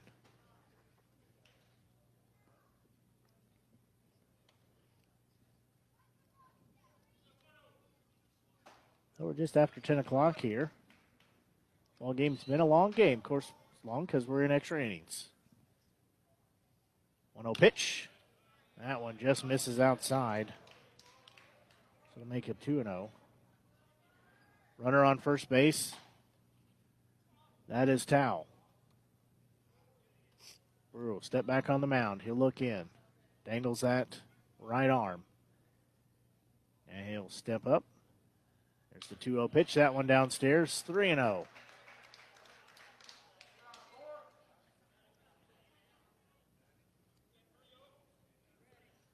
All he needs is a pitch in the zone and let his defense do the work for him. Absolutely. Just need a bouncing ball here to get a 6-4-3 double play, then end the night. 3-0 pitch from Brewer. That one well outside. 4-ball walk. Still a chance for a double play, but Bombers can still easily win it. So they can either tie it or win it with a base hit. So catcher Zach Dillman will step in. He had an RBI triple in the first inning. Had a walk, had a strikeout, had a 6-3 out, and had a single. We're going to have time called here. So Renegades want to talk about what they want to do here. They lead 8-7. Bottom of the 10th inning. 1 out here with Brewer in the pitching circle. Looks like the young fans around us, particularly my daughter, is about met her bedtime. So I guess she was no match for the baseball game today. Been a long day, been a long game. I don't see anybody else asleep yet, so I guess most importantly we're not asleep, so that's probably the good thing. Not yet. But hey, what a great way to start the season off, a game that goes into overtime, extra innings. Anytime you can start the season off with a game that goes into extra innings, overtime, anything, you get more play than you bargained for, that's always a good day. Yes, it is. Great opening day for the Renegades. So Dillman, their catcher, will step in. He's got 2 runners on, 1 out. That pitch right down central for strike 1.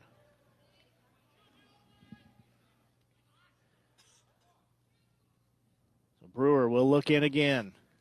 He's being very deliberate with his pitches. 0-1 pitch, checks the runner at second. 0-1 pitch on the way. That one just missed, just a little high. So we'll take it to 1-1. Again, we hope you're enjoying tonight's broadcast. If you are, be sure and send us a message right on our Facebook. Tell us you enjoyed listening to the broadcast and where you're at. We like hearing those things. 1-1 pitch. That one caught. Ooh, very late. The bottom corner. Fans are not happy about that. It was a very late strike call. It was delayed. I agree. But I thought it was going to go for a strike, and it did. So 1-2 pitch. 1 out, 2 on here. Bottom of the 10th inning. Renegades leading 8-7. Brewer checks the runner at second. Runner's dancing at second. And he steps off. I was expecting a balk call there. They have twice already. I tell you, these benches are not any more comfortable in 10th inning. And that one, we're going to see if he went around. They're going to say he did not, so.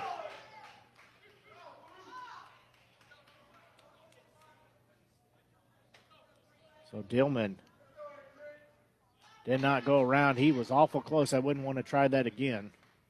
So it'll be 2-2. 1 out here in the bottom of the 10th inning. Brewer looks in. Gilman steps in. 2-2 pitch, swing and a miss for strike 3. He's got 2/3 of the work done. To say that had some heat on it, I think, is an understatement. He has been pounding fastballs past these players. He can just not catch up. Now he only needs 1 out, and Renegades get their first win and go 1-0 on the season. But designated hitter Jacob McWhorter will check in. Step in. He'll be on the left side of the plate. Matt's left-handed. So Brewer looks in. 2 on, 2 out. First pitch in the dirt. Anderson, nice job to corral it. That'll be 1-0 count. As I said, these benches are not any more comfortable in 10th inning than they were in the first inning. oh, no, they are not. Looking forward to our benches at home at Jeff City tomorrow. Yeah, they're a little more comfortable. 1-0 pitch from Brewer. Checks the runner at second again. Dancing back there. That pitch, swing and a miss for strike 1. Swing at that high cheddar. Brewers come on here in the bottom of the 10th inning, and it's got 2/3 of the work done. Trying to get this final out and send everybody home. Most importantly, as you said, Grayson, send the Renegades home with a victory. It'll be a shorter bus ride that way. 1-1 pitch. Bouncing ball is going to be taken by the first baseman. He's going to step on it, and Mize has got the out. And more importantly, that is a winner for the Jefferson City Renegades. As they come on, they need extra innings, but they come on and they pick up the victory. We're going to take a break here and then be back and get into our postgame show as you're listening to exclusive coverage of Renegades baseball here on the Show Me Sports Network.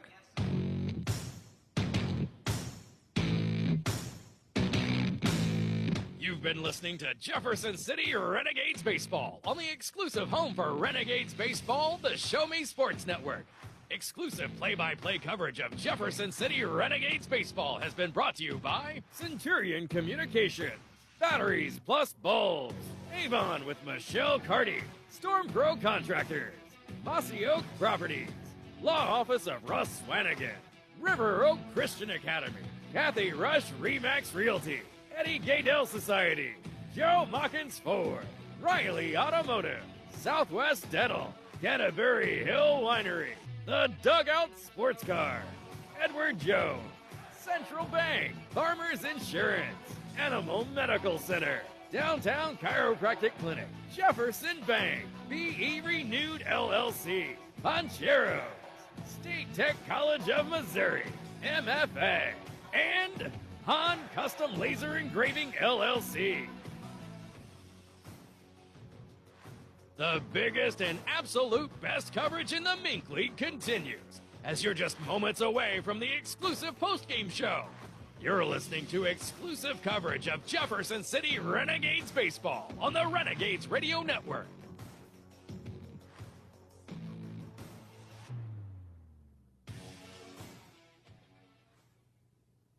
If your child is choking, stand behind them and wrap your arms around their waist. Place the thumb side of your fist against their upper abdomen. Put your other hand over the fist. Now press the fist into your child's abdomen with a quick inward and upward thrust. Repeat quick thrusts until object and airway. You know how to help your child if they're choking, but do you know how to help them if they have a drug problem? Visit drugfree.org for information, help, and advice. This message brought to you by the partnership at drugfree.org.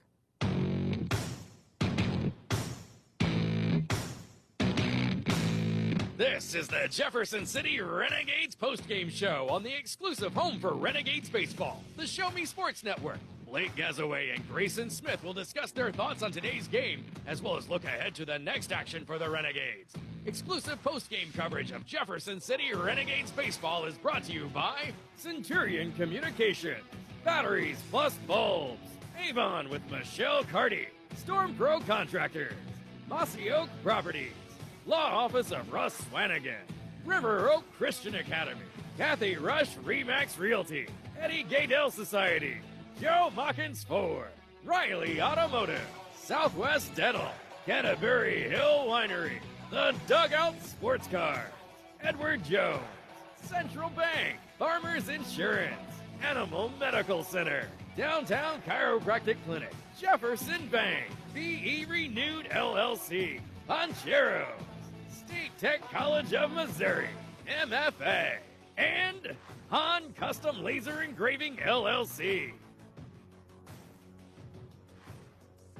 You're listening to exclusive coverage of Jefferson City Renegades baseball on the Renegades Radio Network. Now, here's the voice of the Show Me Sports Network and the Jefferson City Renegades Radio Network, Blake Gazaway. Well, it was a thrilling night here from Day Field and Liberty Park Stadium in Sedalia, Missouri, as we needed one whole game plus another inning to finally crown the victors. But I got to say, it was well worth hanging around for, well worth staying up for, as the Jefferson City Renegades get their first win of the season and get it by coming back and scoring 4 runs in the top of the 9th inning to come back and get the final victory of by a final of 8-7. And really, it was a lot of fun to watch and, call the game too. We looking at we kind of talked a little bit looking at the game. If you had to give a player of the game, who would you give it to, Grayson? Player of the game, I would say, would probably be Carter Mize. Looked like he had 3 to 4 hits tonight and brought in a couple runs. Really, or even another player of the game would probably be the number 9 hitter, if you wouldn't mind me seeing the roster. Ben Burton, he had a clutch 3-run double, or 3-run triple, actually, at the end of the game. Top of the 9th inning, I think there was 2 outs, 3-run triple, give them a 1-run deficit, and sac fly later tied the game.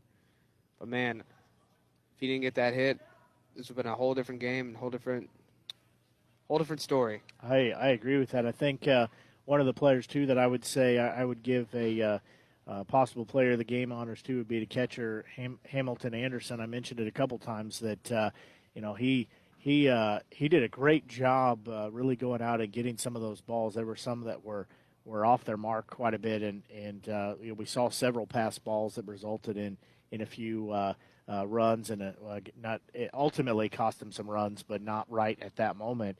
But he did a great job of getting over and getting some of those balls, and really, to me, made a huge difference out in the playing field for the Renegades to be able to show, he was versatile going either direction and really snag some of those. So, I think it was an all-around. I mean, just in those 3 we named, it was really an all-around performance that got them the victory. It wasn't just one single person. It all took all the pieces working together to get that to happen for them. But it was a pleasure calling it, and it sure was a lot of fun to watch it. Anytime, like we said, anytime you can get a game to go into overtime or some extra innings, that always shows that it's a lot of fun. And most importantly, the Renegades get the first victory of the season, make that bus ride back to Jeff City a little bit shorter, and most importantly, get them set for their next action, which will be tomorrow, as they will be at home, so they'll have their home opener. It's also Star Wars night, so a good chance to come out to the game. And I think there's going to be some Star Wars characters there, and I'm not sure what all, but it's going to be a lot of fun. Home games are always a lot of fun, but you definitely want to come out to that. That'll be first pitch set for 7 o'clock, so I believe the stadium will open about 6 o'clock is when you can start getting in, but definitely come out to the game. Bring your listening device. I'm going to try to do some troubleshooting tonight, see if I can get our media center and the app working, but if I can't, well, at least know we'll be on Facebook Live. That's better than nothing. But we'll have the broadcast one way or another, so bring it out to listen to us and watch the game as the Renegades are hosting the Nevada Griffins. So I grew up from Nevada, lived there most of my life, so I'm very familiar with the Griffins team. That'll be a great matchup as well, and should be a lot of fun, and hopefully the Renegades can move to 2-0 here early on in the season. Yes, sir. They're looking go back home with a winning record. Fans get to see them happy and playing well. Tomorrow should be a great game against Nevada, and I'm very excited to work it and very excited to watch them play. So until we talk to you tomorrow, that's going to wrap it up for our broadcast and for our postgame show. Until we talk to you tomorrow, have a good evening, have a safe evening, and we will talk to you about 6:40 or 6:45 tomorrow. Ideally, we want to be on the air at 6:40. However, if we going to have a few more technical problems. It might be a little later than that, but know that one way or another, we will get you the broadcast. Again, if you haven't liked our Facebook page for the Show Me Sports Network, that's a great way to follow what we're doing. That's also how we put it out last minute that we were having some technical difficulties. So be sure and follow our page and like our page so you know everything that's going on, so you know where to catch your Renegades, as we're the home for Renegades baseball. So until we talk to you tomorrow about 6:40, as we will be coming to you from Ernie Vivian Field, until we talk to you tomorrow, have a safe evening, and we will see you about 6:40 tomorrow as the Renegades play they are hosting the Nevada Griffins. And for Grayson Smith and myself, Blake Gazaway, it's been a pleasure, and we will talk to you tomorrow.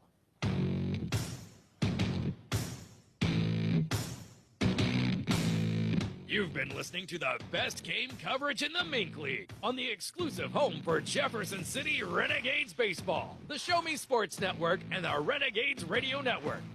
Blake Gazaway, Grayson Smith, and the broadcast crew are the guys that know your Renegades the best. Exclusive coverage of Jefferson City Renegades baseball has been brought to you by Centurion Communications, Batteries Plus Bulbs, Avon with Michelle Carty, Storm Pro Contractors, Mossy Oak Properties, Law Office of Russ Swanigan, River Oak Christian Academy, Kathy Rush Remax Realty, Eddie Gaydell Society, Joe Mawkins Ford, Riley Automotive, Southwest Dental, Canterbury Hill Winery, The Dugout Sports Car, Edward Jones, Central Bank, Farmers Insurance, Animal Medical Center, Downtown Chiropractic Clinic, Jefferson Bank, BE Renewed LLC, Poncheros, State Tech College of Missouri, MFA, and Han Custom Laser Engraving LLC.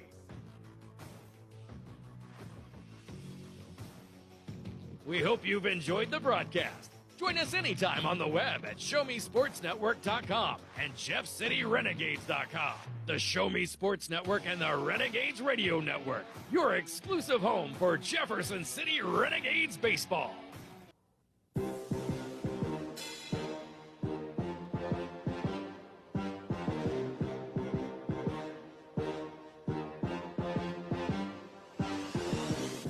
Serving fans throughout the Midwest and even more around the world, this is the Show Me Sports Network. The preceding was an exclusive broadcast property presentation of the Show Me Sports Network and was a high-fidelity, all-digital broadcast. This broadcast is copyrighted by the Show Me Sports Network for the private use of our audience. Any other use of this broadcast without the Show Me Sports Network's written consent is prohibited.